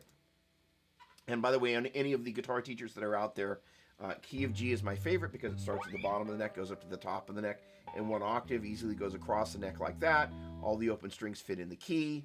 It is the equivalent, in my opinion, of the key of C major for the piano. It is the equivalent to G major on the guitar. So that's ultimately like why I like to bring things back to the key of G. Now, the great thing is that if you take a look, and I'm going to toggle back and forth here. Oh boy, are we going to go there? Yes, we are going to go there. Okay. Awesome, Brian. Thank you. All right, so we're going to toggle back and forth between a couple of things. And this is actually, all right, okay, all right, cool. Hang on a second. Hold on a second. Let me get over here for just a quick second into this application. And I am on, all right, give me just one moment. I need to create a new scene. Give me just a quick second. Just 1 second. Come on. There we go. And I'm going to jump over to this scene. Now I'm going to jump over here. Great. Okay. So here's the deal. One of the ways to get good at something is to be able to look at it from more than one key. So, say for example, I wanted to play C major, A minor, and G major. C major, A minor, and G major. So that the ability to see things on multiple strings, or be able to go, okay, C major, A minor, G major. I'm going to see that as 1, 6, and 5. 1, 6, and 5. All right, well, here is 1, 6, and 5 for the key of F. Here is 1, 6, 6, and 5 for the key of G. I think I know the key of G at this point. And the idea of being able to move things around and transpose them and have that frame of reference where you can start moving things around, you begin to get comfortable with moving things around. All right, so that's where we're going with this business right here, toggling between the key of C and the key of G. Now, let's just take a quick moment and just point out that because these triads are always doing this kind of this hand thing, that is to say, if I took the key of C and did this kind of C, D, E, F, G, C, E, G, D, E, F, G, A, D, F, A, E, F, G, A, B, E, G, B, F, A, C, G, B, D, A, C, E, B, D, F, C, E, G. That's where, hold on, if I get to the right flipping key, all that business comes from. So again, I'm going C, E, G, which is the first triad, D, F, A, and that's D, skip E, go to F, skip G, go to A, so D, F, A. E, skip F, go to G, skip A, go to B, E, G, B, F, A, C, G, B, D, A, C, E, B, D, F. The great thing is those are always 1s, 3s, and 5s. So no matter what key you're in, those triad note groups, hence why it's called the triad note group exercise, remain the same. But what you then do is you just have to add the appropriate flats or sharps for the key, which is why it's good to know what the notes are in the key. So now all we do is every time we get to an F, we call that F sharp, and because we want to start at the root, we're going to start at G, skip A, go to B, skip C, go to G, G, B, D, A, skip B, go to C, skip D, go to E, A, C, E, B, skip C, go to D, skip E, go to F sharp, B, D, F sharp. Now, this is where it gets kind of cool. In the key of C, B is the 7. And if you take a look at this little row right here, no, not that one. This one, no, not that one. Come on. You're not going to let me select. Well, okay. It's semi-selected, this row here. You're going to see the 1, 4, and the 5 are written in uppercase Roman numerals. The 2, 3, and the 6 are written with lowercase Roman numerals with a minus sign next to them. And then the 7's got this circle with a slash there, indicating that's basically where we play the diminished and or half diminished if we were actually playing the 7 chord. All right, so the deal is, in the key of C, when we play that B triad, it's a B diminished triad. And the formula for that triad is 1, compared to the major scale, it's 1, flat 3, flat 5. But in the key of C, the B triad is a minor triad. Oh, well, let's see if I can do this. Nope, it's not going to let me select that. All right, in the key of C, the B triad is a minor triad instead of a diminished triad. So that is to say, if a diminished triad's notes are B, D, and F sharp, excuse me, if a diminished triad is B, D, F, which is 1, flat 3, flat 5, if we need to turn that diminished triad from the key of C, which we use as our kind of lens through everything, we need to change a diminished triad into a minor triad. Diminished triad is 1, flat 3, flat 5. B, D, F, minor triad is 1, flat 3, 5. B, D, F, 1, flat 3, flat 5 becomes B, D, F sharp, 1, flat 3, 5. That is to say, that 5, that was a flat 5 in the key of C, B, D, F, turns into a natural 5 for the key of G, B, D, F sharp. That ability to kind of transpose in between the key of C major and whatever your target key is, as just to kind of get your triad legs, is important. And so it means that you're able to cross-reference the triads for the key of C with all natural notes, and then just be able to figure out not only, okay, if I'm at D, instead of going DFA, it becomes DF sharp A.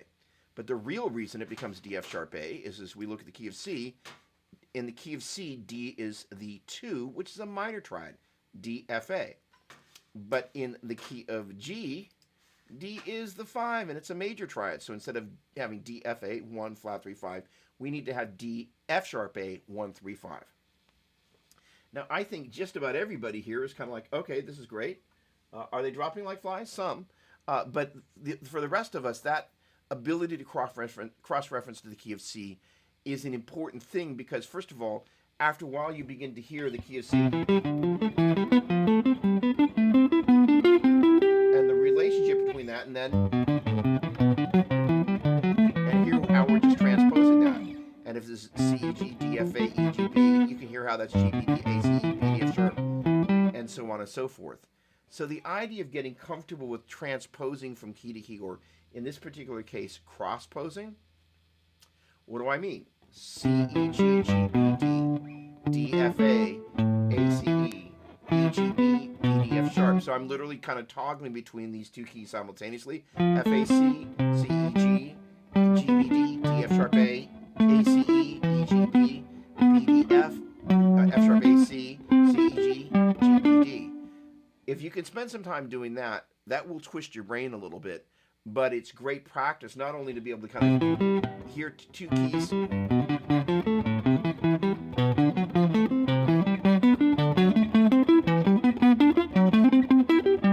in parallel, but then beginning to go, okay, what's the same, what's different? All right. Oh, okay.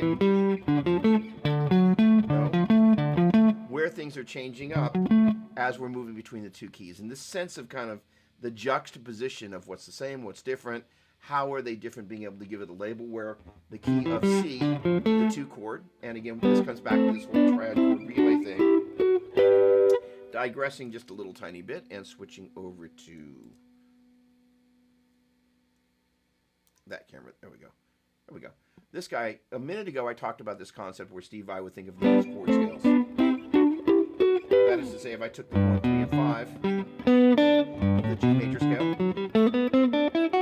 played them like that, and then I just took the G and turned it into an A, and the B into a C, and the D into an E, G, B, D, A, C, E, B, D, F sharp, C, G, D, F sharp, A, E, G, B, F sharp, A, C, G, B, D.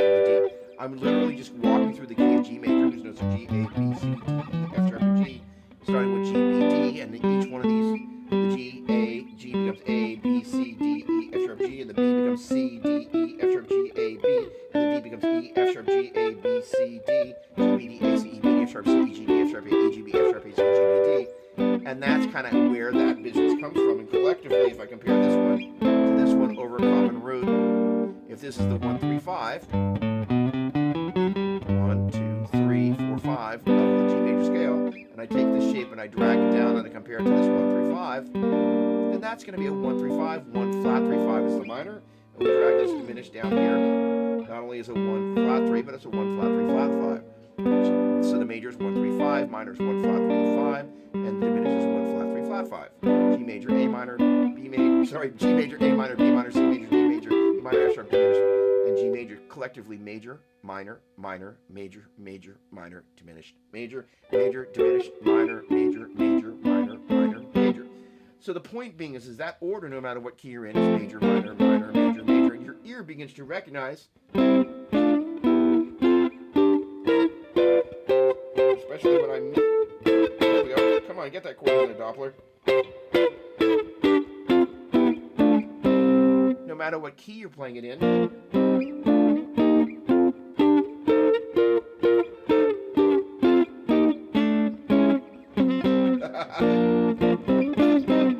something like that. Holy cow, not so good at B flat today.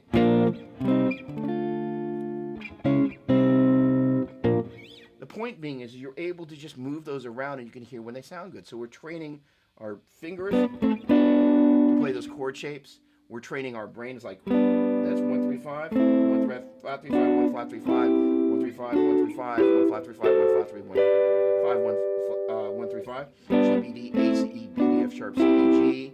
And we're hearing the sound of that such that if we're in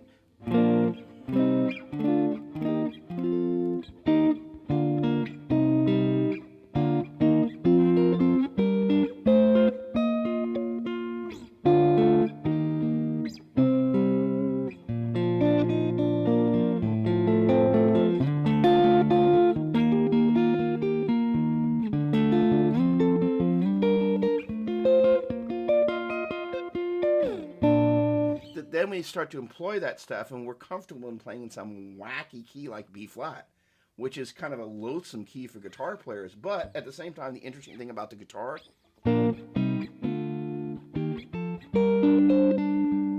different keys.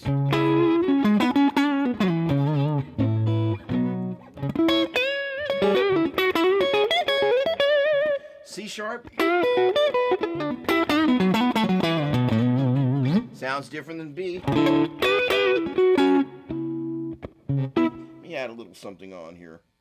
I'm kind of non sequitoring, but not.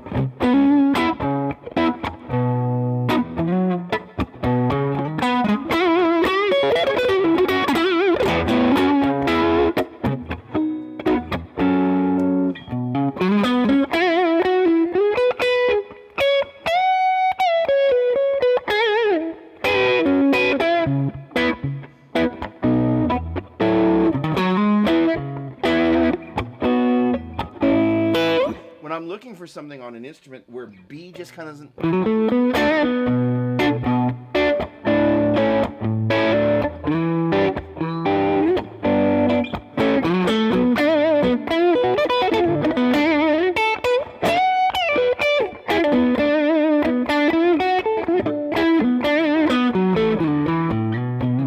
Where, as opposed to.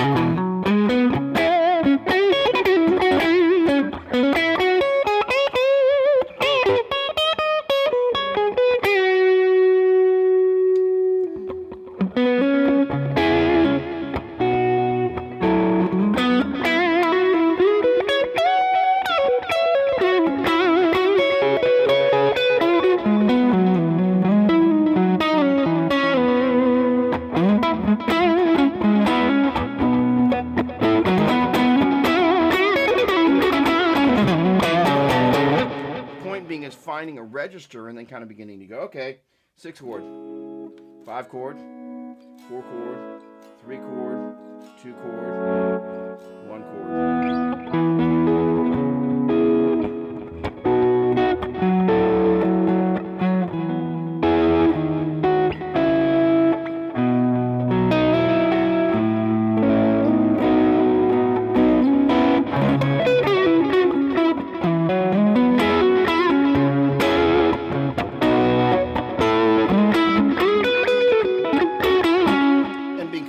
Enough that you can just kind of go, okay, well, let me see what's going on in that key. And there are, B is a key that I'm pretty comfortable with going to. I like playing, I should say, B minor.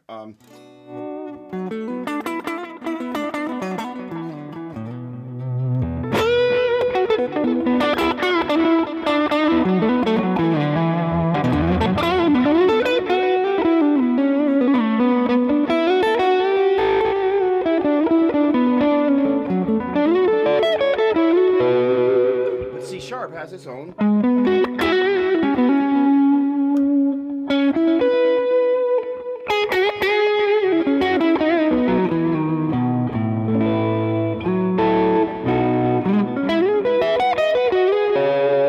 own little charm. And so it's a key that I like to spend time in because it's just got a different thing. All right. So let's see here. Modes numbers give you the whole fretboard in every key. That's right. Awesome, awesome, awesome. All right, let me just check in over here. All right, Scott, what's going on, my man? How you doing? Do I have a link to the page on the instruction? In this moment, I do not. Come visit me on... The funny thing is they changed... When I moved my personal Facebook page to a page, an artist page, facebook.com. Oh, you know what? Go to facebook.com/Doug Doppler official. Shoot me a message and I'll be happy to help. Sounds like helitones. There we go, baby. I'm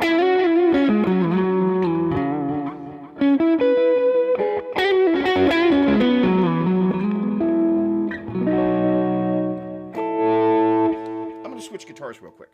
And what I'm going for here, hang on just a second, and I'm going to go for, give me just a moment, I'll be back in just a moment. Where are you? There you are. Come here.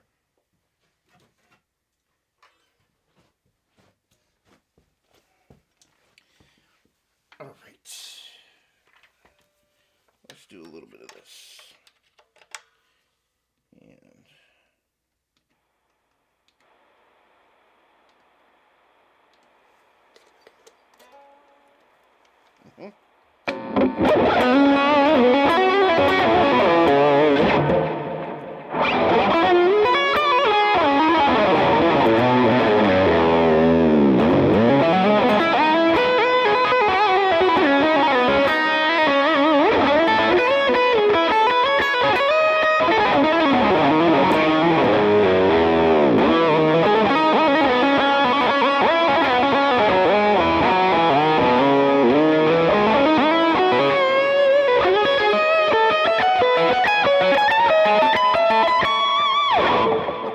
taking that concept through a little bit, yes, that is a Gem Woody.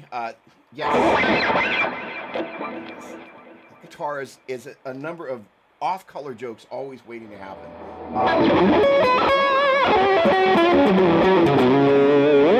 So here's the thing about playing in a key and kind of actually knowing what the notes are. So the key of E major, and this is an interesting thing about the way the human brain works, and I'm kind of going, but you know what? It's worth it. So the deal is, if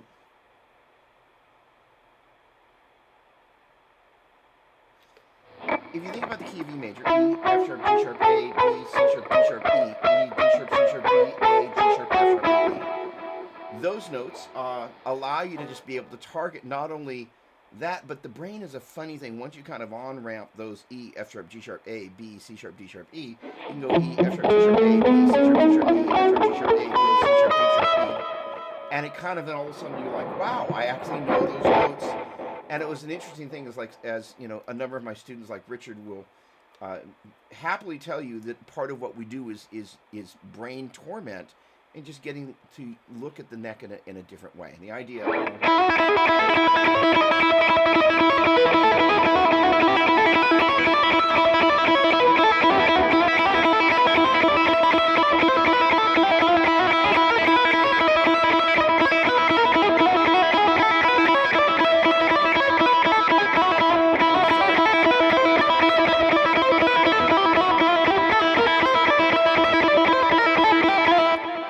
I was just playing in order: major, Dorian, Phrygian, Lydian, mixed Lydian minor, Locrian major, over a common root. So if you know what E, F sharp, G sharp, A, B, C sharp, D sharp, and E are in major scale, if we have to play the Phrygian mode, which comparatively has got a flat 2, 3, 6, and 7, F sharp becomes F, G sharp becomes G, C sharp becomes C, and D sharp becomes D.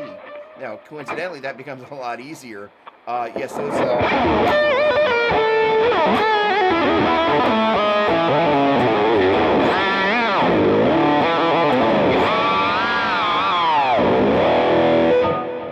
It's a lovely guitar. The idea is that being able to take that same concept that we were doing where we were learning to basically see where we were playing them over different roots. Now the idea is to play them over a common root. So this concept of being able to change perspectives is a really valuable thing. So getting back to this key.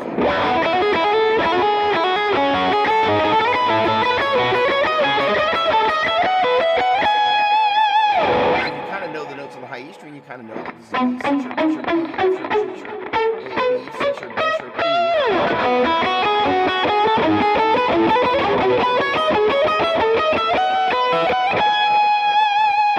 Begin to take parallel harmonic ideas.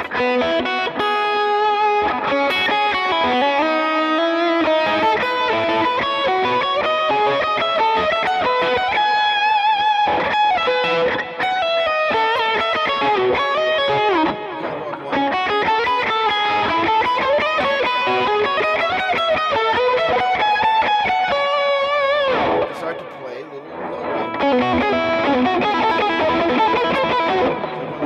basically, I'm taking, again, the great thing about guitar is getting back to where we talked initially about the four legs of the table. So I've got, if you could see this as an L shape.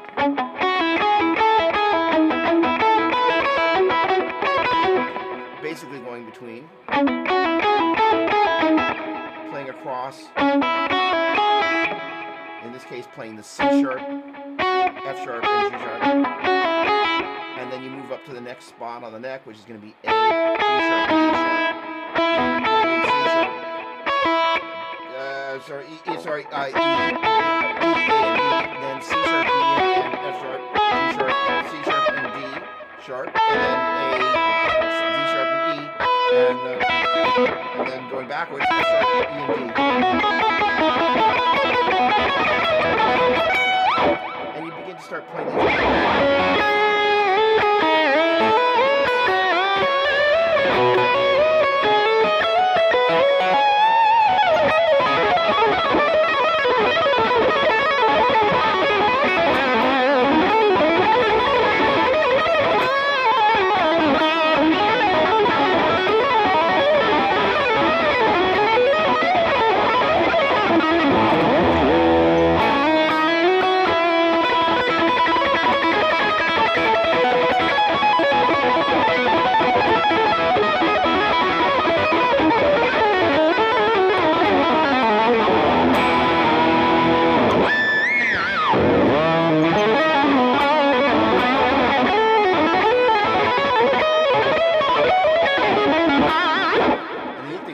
Because the guitar is tuned in fourths for multiple pairs.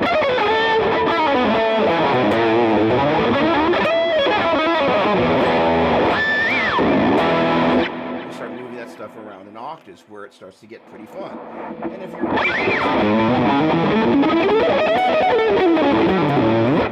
start moving up.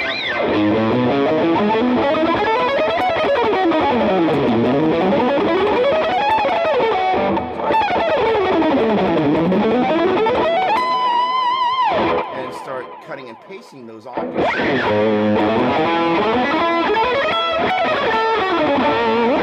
it gets kind of cool and wild and crazy. And again, we're just kind of taking that.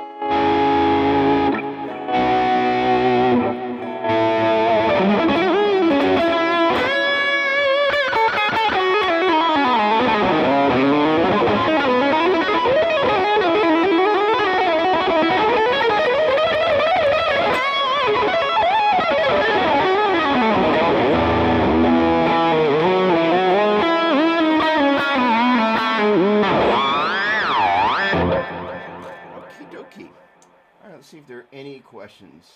No. Alrighty then. So, in any case, heading back. Oh, okay, let's do that right there. Heading back to our graph. Right.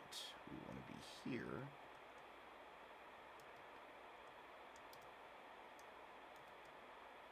There we go. So this concept of being able to transpose from the key of C major to other keys. Hello, Shane. Merry Christmas to you, my friend. Is a valuable one because ultimately it affords you some freedom to kind of begin to navigate the neck in areas that you're not as comfortable with. And most importantly, being willing to kind of go, okay, well, let me play in some keys that I'm not quite as comfortable with, but if I can take the knowledge that I have in one key and begin to export it to another and have that concept of the ability, kind of like what I was doing at one point there where I was toggling back and forth between the key of C and the key of G.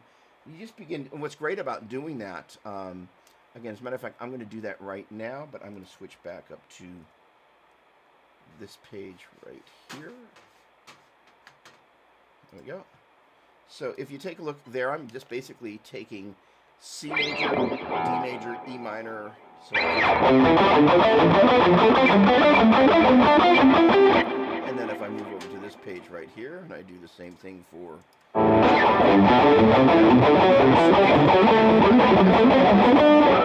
just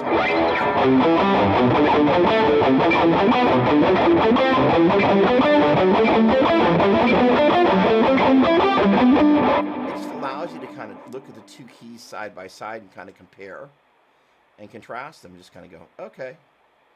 And what's neat is after a while you get pretty comfortable with just kind of seeing the order of things and having a level, there we go, a level of comfort around just kind of going, I'm just doing the same thing, but I'm in a different key. And I think that's one of the things that a lot of guitar players have a hard time with is just kind of, what's going on, Sean? Good to see you. Thanks for joining us. Cheers. Awesome. The idea of being able to, Richard, of being able to toggle between different keys like that is a huge help. And what it does is that, again, most guitar players get stuck in a particular key. And one of the biggest challenges we've got is like, okay, well, I know I'm stuck in a particular key or a particular group of things that I do. How do I unstick that which I've been doing over and over? And you just kind of begin to go, okay, well, you know, and for me, honestly, the key of C sharp minor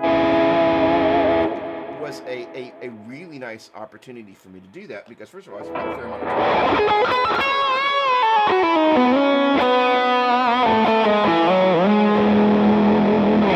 E major. That's a pretty sound.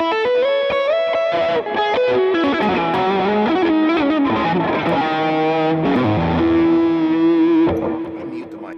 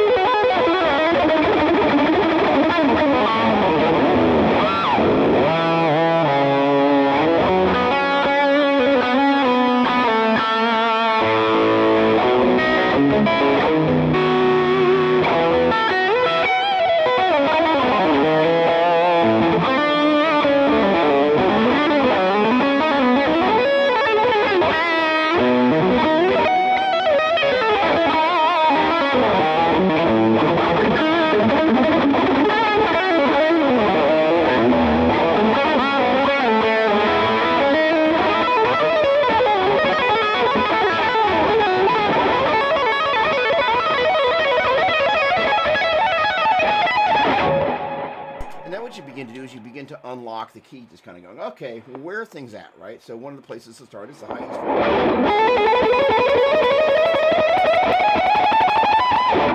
And then top to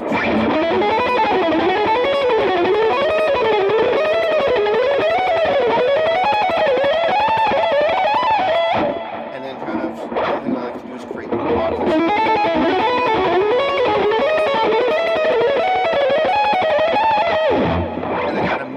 Just from low to high, and by the way, this pick is just driving me nuts. Let me get there we go. Pick that's not so floppy. It's going up or down. Say up and up.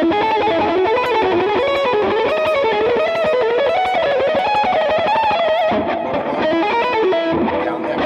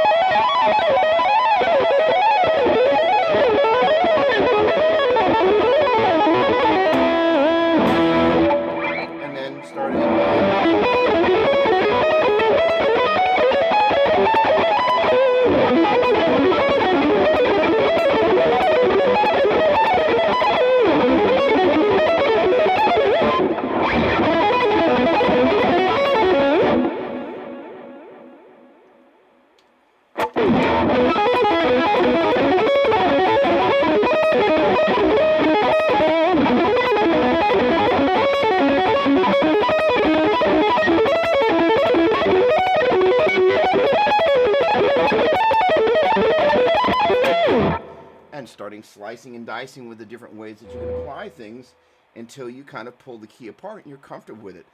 Rick Costa, you did not just throw your guitar out.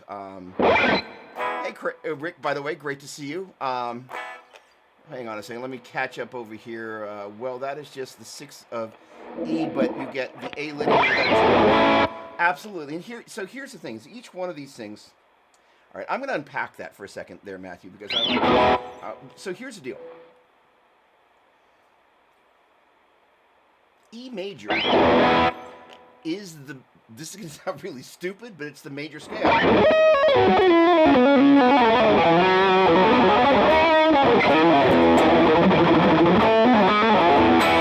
Major scale in the key of E. But if I play A major,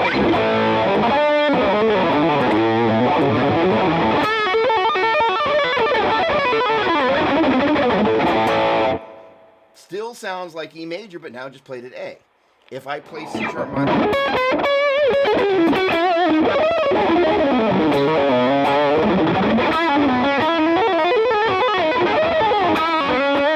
or I play E minor,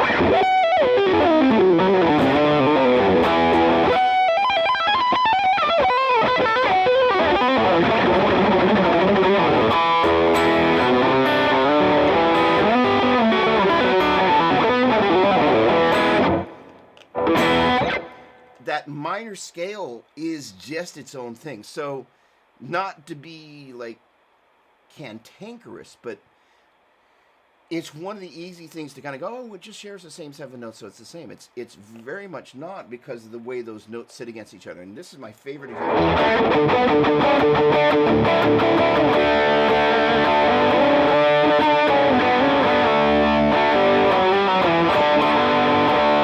Actually, I want to do it for the key of A. So listen to this interesting thing. There's the 5 in the key of A major.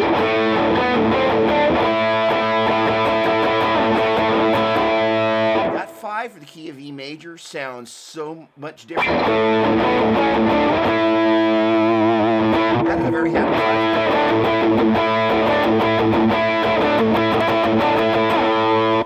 Compared to the 5 of E minor.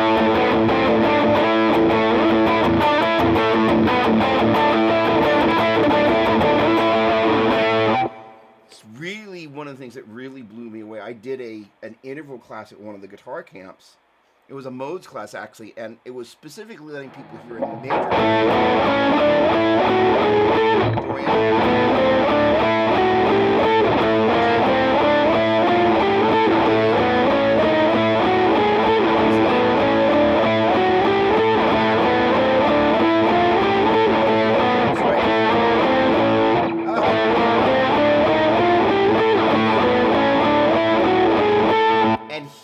Them against the common.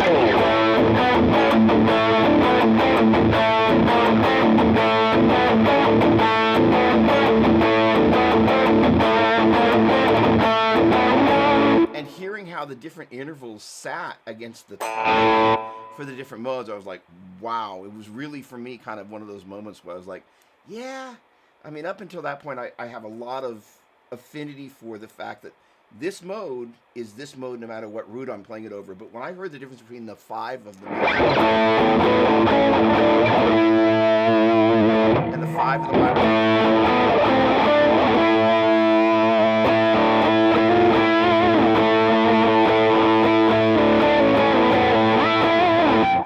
I was really kind of like, wow. Because the 5, you think about the perfect fifth, you think about it, because in classical music,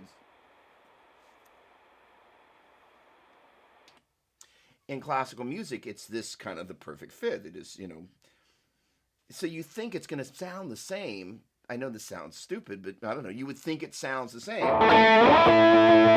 whether you're playing in a major key or a minor key. And I was like, nope, totally wrong. And that really kind of made me really realize how different each of the modes actually are.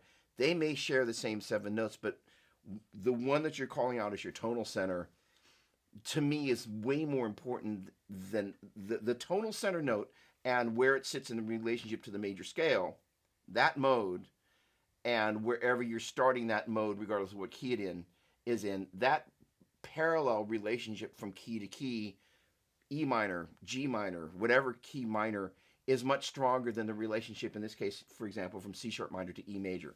And it really, really, that particular moment of hearing those 5s like that, I was like, Oh, it had never become more clear to me than that. So that was my take on it. Merry Christmas to you, my friend. Rick Costa, always a pleasure. Thank you, my friend. Awesome. Thank you, Brian. Always a pleasure.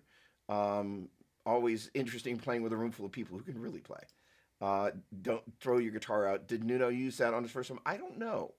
You sound like a hybrid. Yeah, I'm a parrot. Rick, you're awesome. Okay, I agree. Each mode has its own color for sure. I was just being technical. No, I mean, here's the thing. It's just like, it's totally true. And this is the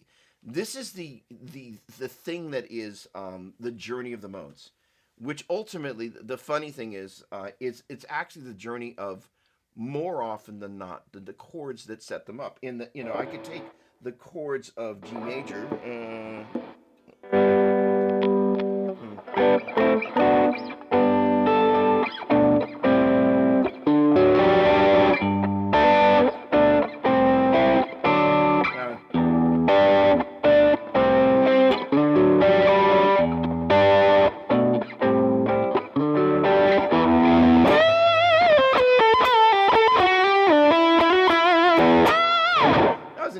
Technique there, by the way, in terms of chord tonal center reinterpretations. Are basically G major, the 1 chord, B minor 7, the 3 chord, A minor 7, and then D major at 11, the 5 chord, and I, instead of going back to the 1,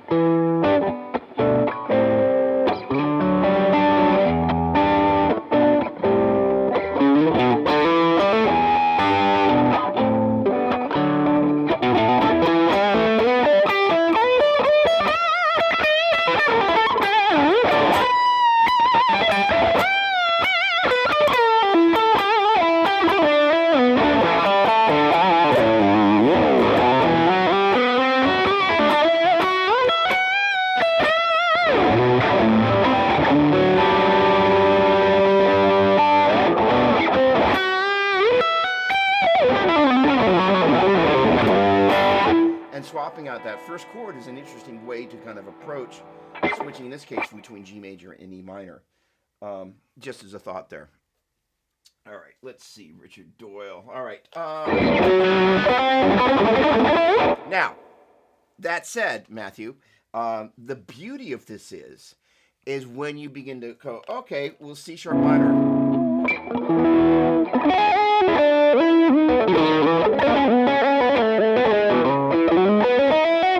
Hang on, let me just read this. I'm still really figuring out how to be modal with chords, and just being a metal guy and a church guy, I get to play with that kind of stuff much. Lots of pedal tone riffs, power chords, and P-dub. I love it. So here's the thing, and this is kind of the whole journey with this whole. Hang on. Awesome. This lesson is totally needed when writing songs. What approach to use when writing songs using the guitar or avoiding using it? Okay, so that's the $1 million question. Let's see if I can do this without it sounding. I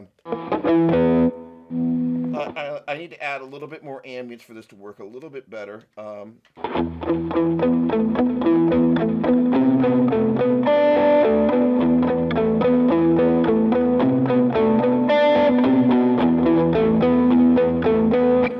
I'm playing there. If you listen to, I encourage you, the next time you listen to piano scene music for TV where there's any type of little motif, 5-4-5, but they'll usually let it sit there a bunch. So let me turn off some of this business here. There we go.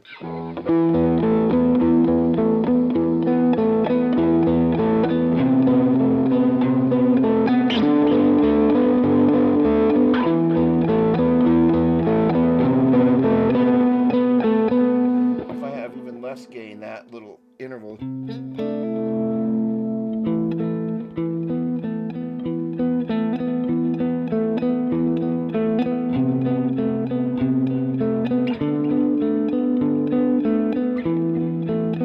These little piano motifs, and quite often I'll get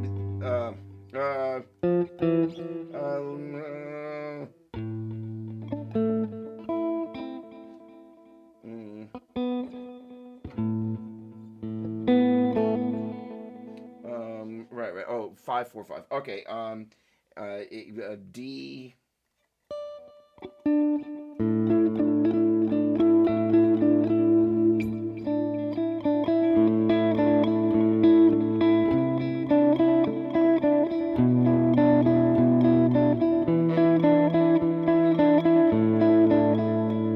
So what I did was I just added an extra octave.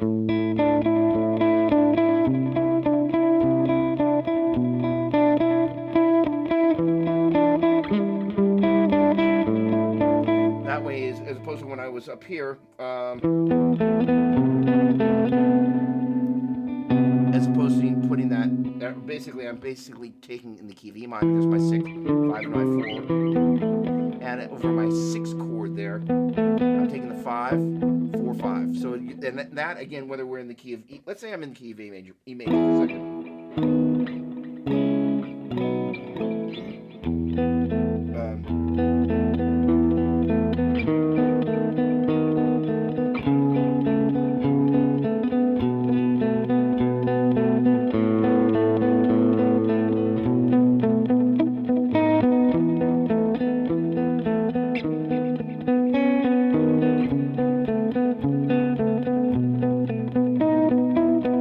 So that little 5-4 movement there,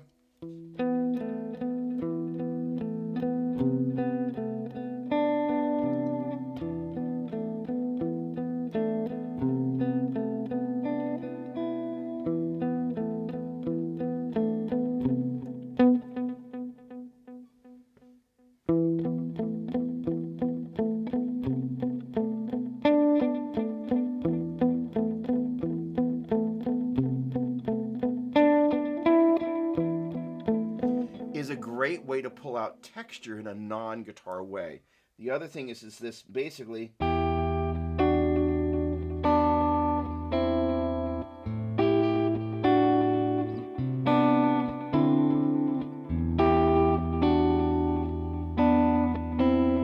is playing these little dyadic movements that are hinting at the triad,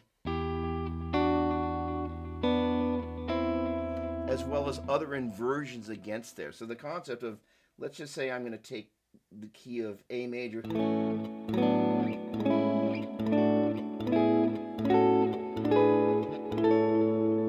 so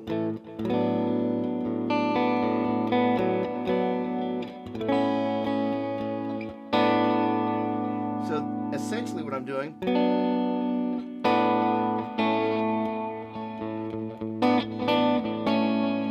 so it's got a kind of a sussy thing, but I'm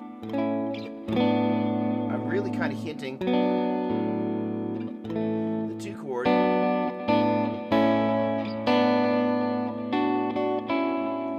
and those different chords. Awesome, thanks, Rick.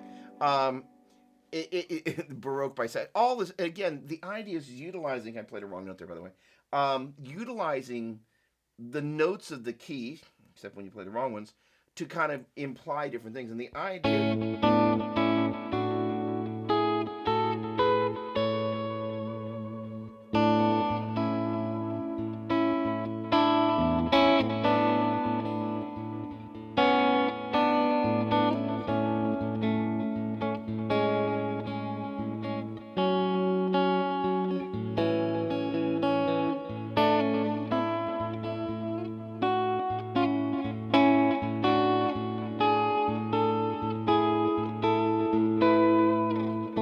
So, to be honest, I've been experimenting with this for about a week.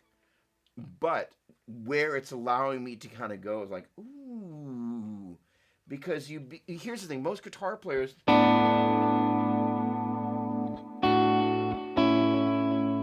wouldn't necessarily think, unless they're Andy Timmons,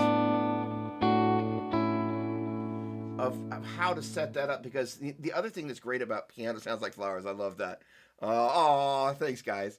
Is that what I love about music for film and television is it's creating a sonic canvas for a mooted moment. So the music is being used to create an emotional reaction. Oh, thanks, Rick. In these, and yes and amen. in these moments where you're really pulling, thanks Brian, um, people into the moment with the visual, the and I like, like I yesterday I I work myself more or less to the point of exhaustion. Um, and so yesterday I was tired. I basically spent the entire day in bed. When I'm tired, I'm just saying I'm a little bit more emotional. So I'm watching this show, and like for a good 4 hours, every 20 minutes, I'm blabbering like a baby. But part of that is the moment of the script, the acting, but that musical cue. We don't use those musical cues as well as some of the folks I see writing for film as we could be. And this whole concept of oh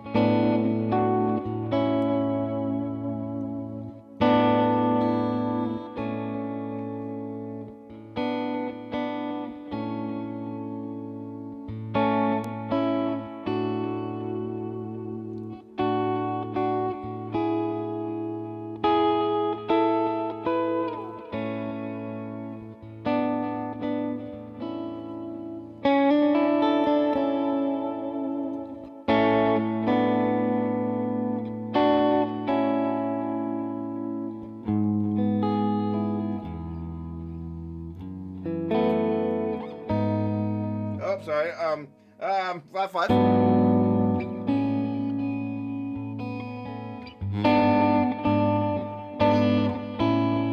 right. So the interesting thing there is no, no, no. That wasn't what I want to do. I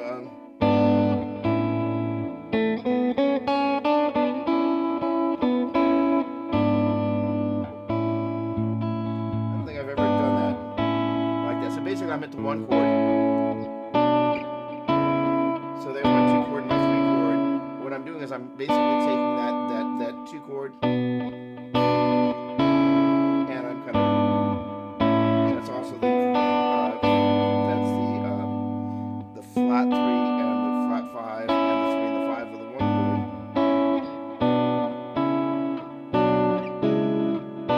That's really basically the one and the flat three of the two chord and the three chord, and it's the flat three and the flat five and the three and the five of the seven and the one chord. But the point being is having that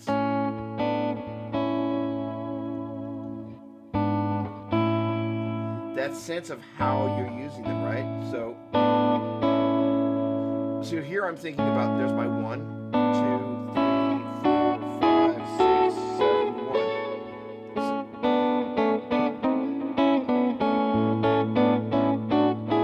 Now the other thing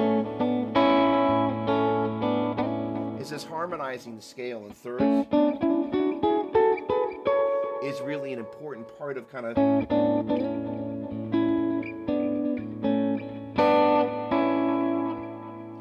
Other part of this is, sorry, my bad. Basically, what I'm doing is I'm taking this is basically 5 1 3 5 1 5 3 5 1 5 3 5 1 3. So I'm just taking basically the 1 and the flat 3 1 and the flat 3 1 3 1 3 1 flat 3 1 flat 3 1 3 of the one chord 2 3 4 5 6 7 and 1. So I am thinking this is 2 and 3, but then, sorry, my bad. But then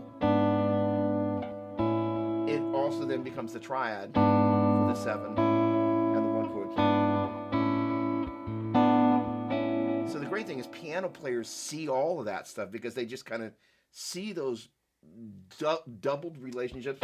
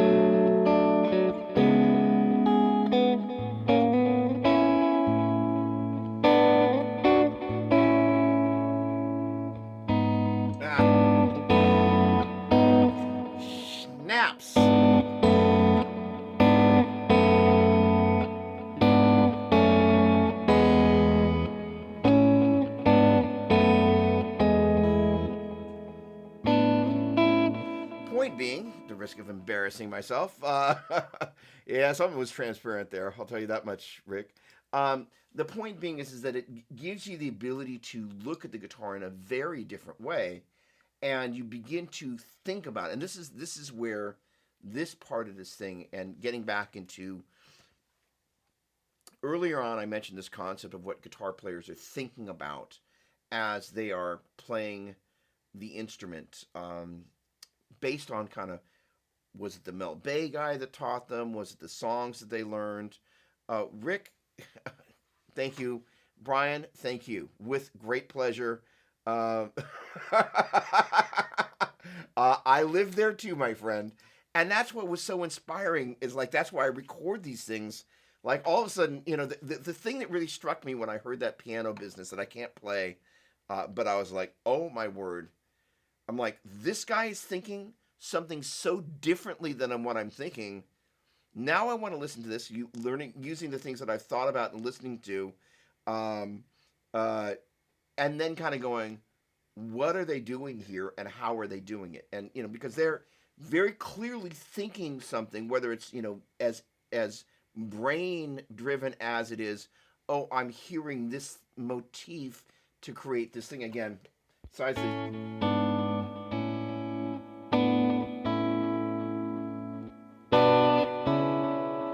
interesting thing is, if you listen to the 2 chord and the 3 chord superimposed over the 1,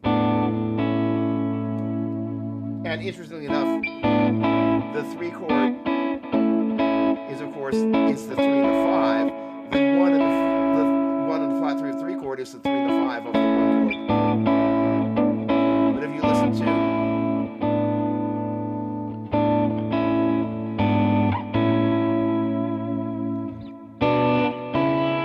as a chord movement, I prefer where guitar players would go literally versus or.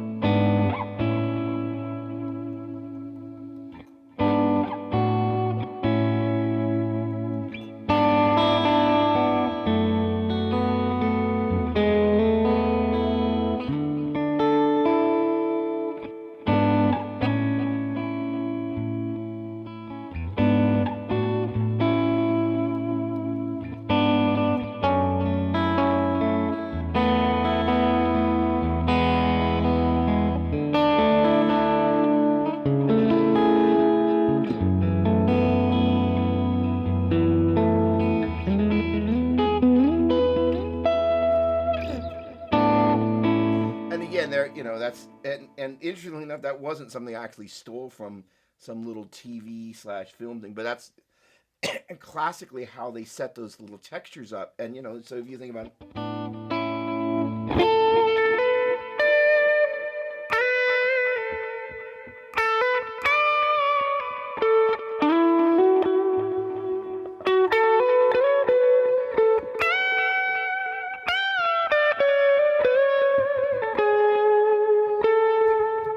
what I love about where it takes me as a player is, because I'm creating a different texture than I normally would there, it's going to take me to a different place there. The other thing is that these, much more sparsely.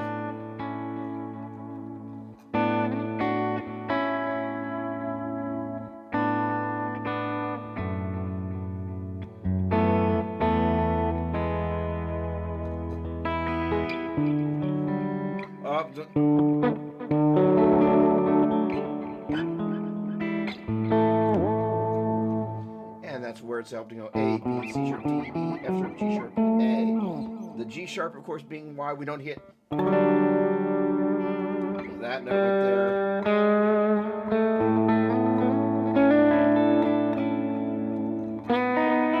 Oh, I'm sorry. And that D, right.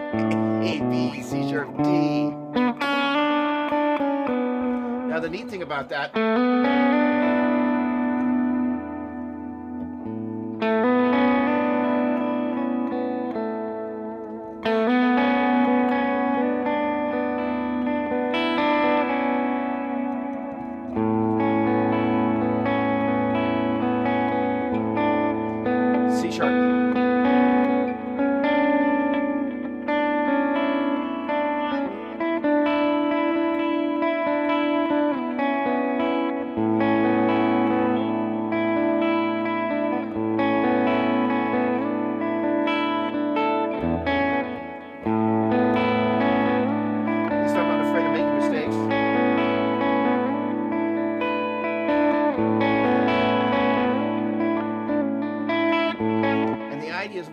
doing stuff where we're moving stuff around, going, that's just so not, at least in my world, that's not how I play.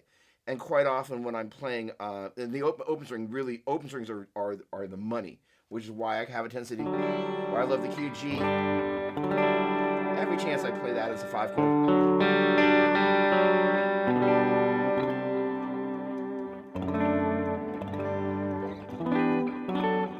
But the problem is with the key of G is I play the same stuff over and over, which is why I try and wean myself. All right, fine. Let's play the key of A. No open G string. All right, fine. Now, by the way, this is why it's so valuable to start thinking about harmonizing things in the particular key that you're in. All right.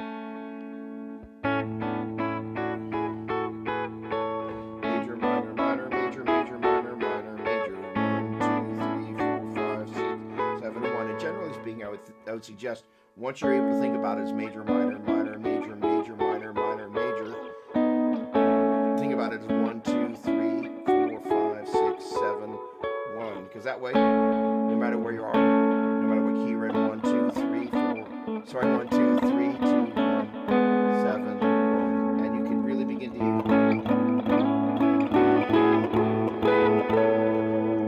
use that dyadic.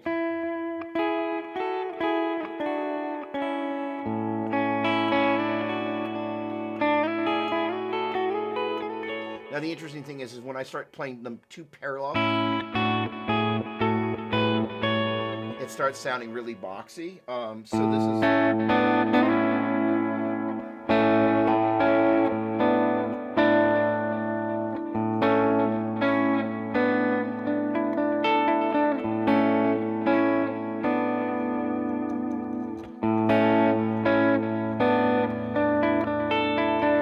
And note that I came back to. Can't really hear it until you come to that one chord. You're like, oh, just that little sprinkle of stuff. And again, yes, yes, yes, yes, yes, yes, yes, dang it. Gosh darn it. All right, look, it's been 2 hours and 18 minutes here. A major, A, B, C sharp, D, E, F sharp, G sharp, A.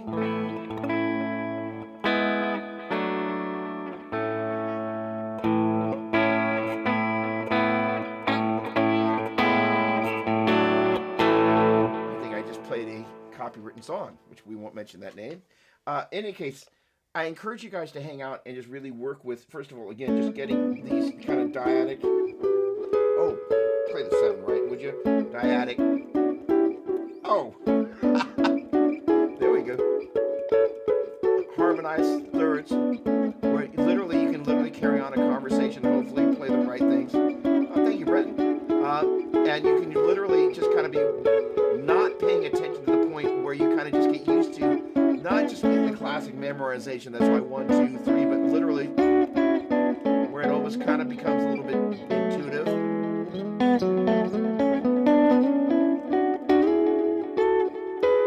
And again, generally speaking, I don't think that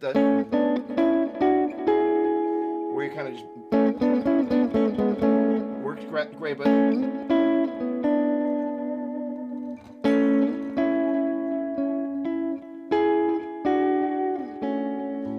skipping.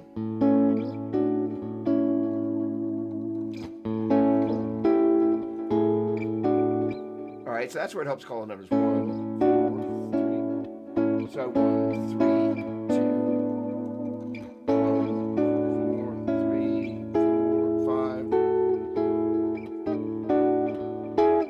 5. So you get your bearings 1. So 1, 3. It also helps you know what the heck it is you're playing. 1, 3, 2.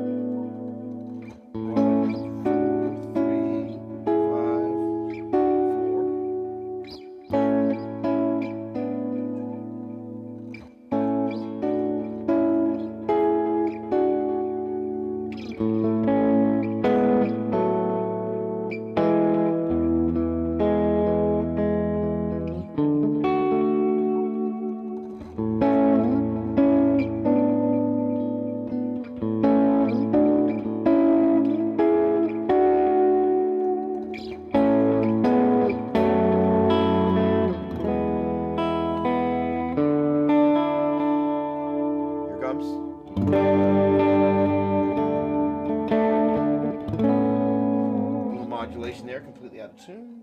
Disgusting. But the idea is every so often you're going to go very purposely go, okay, well, let's throw in some sort of chord that is very clearly not from that key, and we're going to use it. In that particular case, I was superimposing from the key of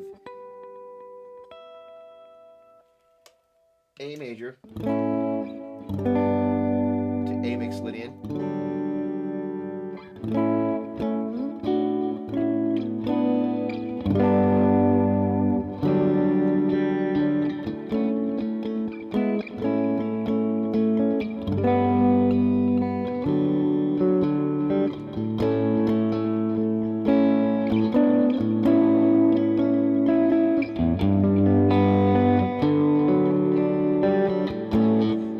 About that is I'm basically very clearly going in the key of A major.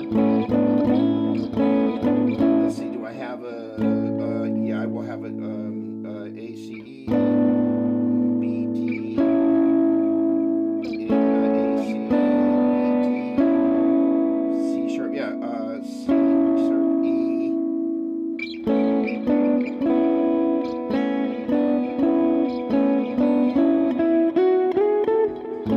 I'm not actually playing the G sharp, but if I played a G or a G sharp right now, you'd hear that G sharp, but when I go here, that G actually works if we set it up right.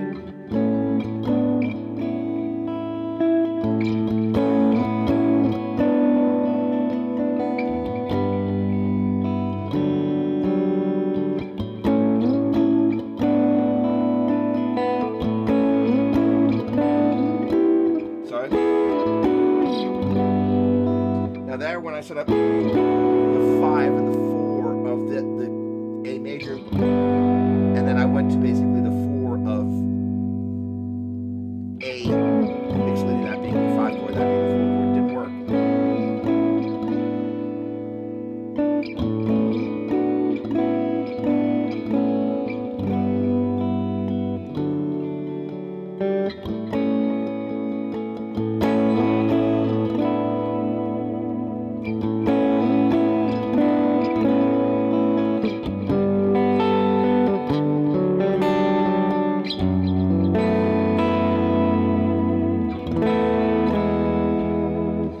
Again, I kind of went to the 6 of A major, 5 chord, 4 things.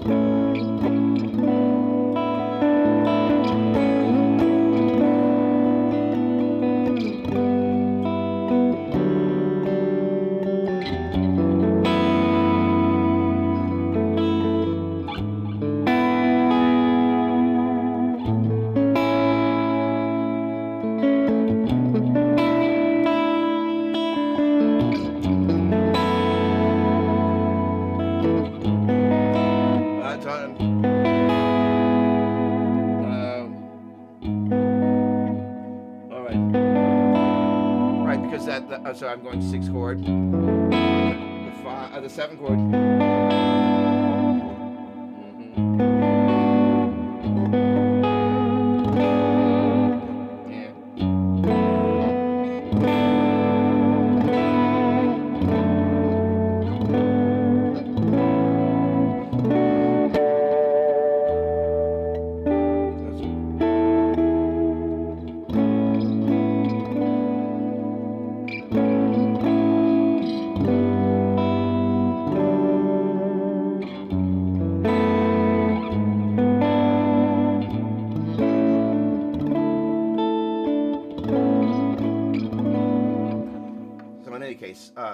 Yeah, I mean, it's just kind of doing different stuff. Sounds creamy. All right. Okay, so I'm going to move. Thank you very much. That's a great question. So next week, I'm going to go to Saturday. So I'm going to spend a little bit of extra time. First of all, a little bit of New Year's time with the wife. So next Wednesday is not going to happen. I will be here-ish, I guess, but I don't know, 10 days from now. Saturday, 9 a.m. Hang on. what date is that going to be? All right, so that's not there. Saturday, January 2nd. That's awfully daring. That sounds kind of fun though, and it's gonna be cool. What was really neat is I first of all appreciated all the encouragement to kind of go. You know, the interesting thing is that the strange thing is all these things are interrelated, and in taking apart what piano players and film composers are doing, and I work with a guy that is mainly a keyboard and bass player for film, and he has me come in and play electric guitar. And so I've got a bunch of stuff that I'm going to be doing in the next week or two for some stuff that he's got that is largely heavy placement. But I would love to be able to play over some of the these more kind of dramatic types of things where you're really, for me, I'm leeching the quality out of the modes, because the modes ultimately, if I were to think about, each of the 7 different modes, I ultimately, if you want to hear the distillation of each of the modes, it's these triads.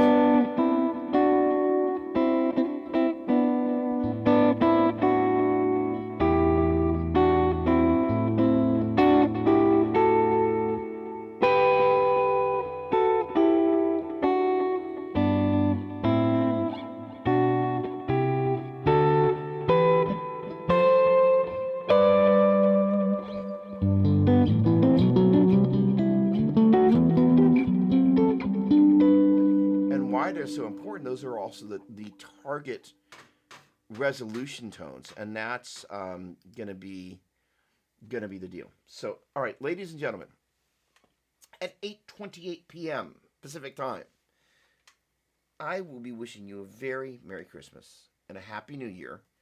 We'll be seeing you on Saturday. This is kind of an exciting moment. Saturday, January 2nd at 9 a.m. Pacific. Really looking forward to it. It's going to be an interesting thing.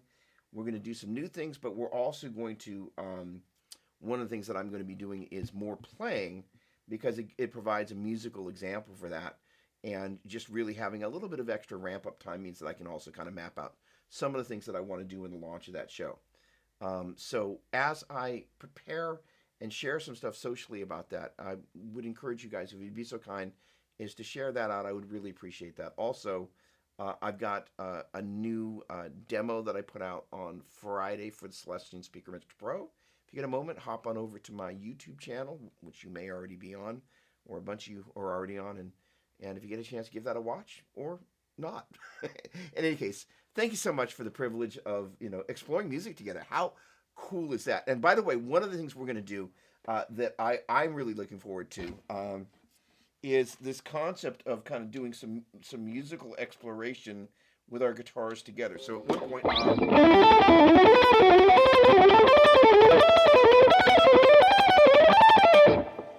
I kind of talked about kind of boxing the notes together. I don't know what key I was in at that point.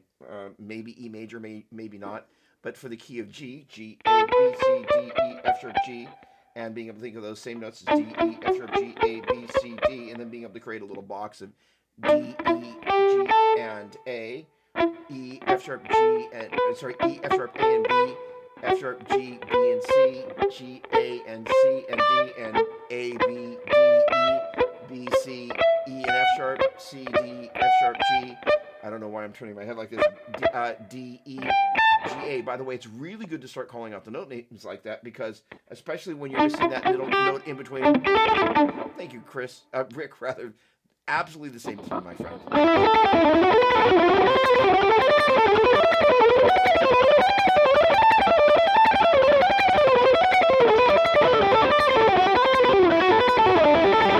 But we'll probably spend some time doing kind of just some stuff like, all right, now what we're going to do is we're going to think about running the notes together in such and such a key. It's like, all right, go ahead and pull your guitar out. It's kind of like guitar class, except I can't hear everybody. Wayne, what's going on, my man? Good to see you. Awesome, awesome, awesome. Merry Christmas to you. Happy holidays to you, Mr. Richard Doyle.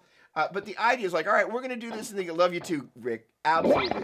All right, we're going to do this for the key of G major. Starting from the G being here. No C sharp. What am I thinking?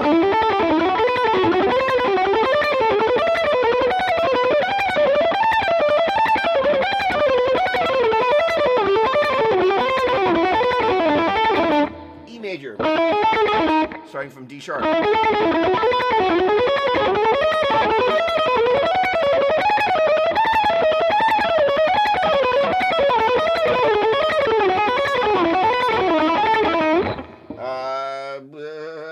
D Mixolydian. No, E Mixolydian. Oh boy, I'm gonna get myself into trouble here.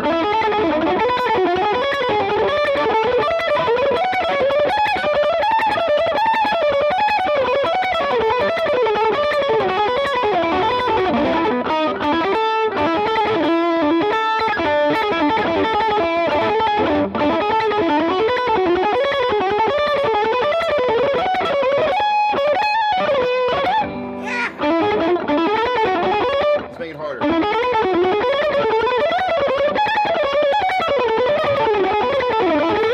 So that's just how you go.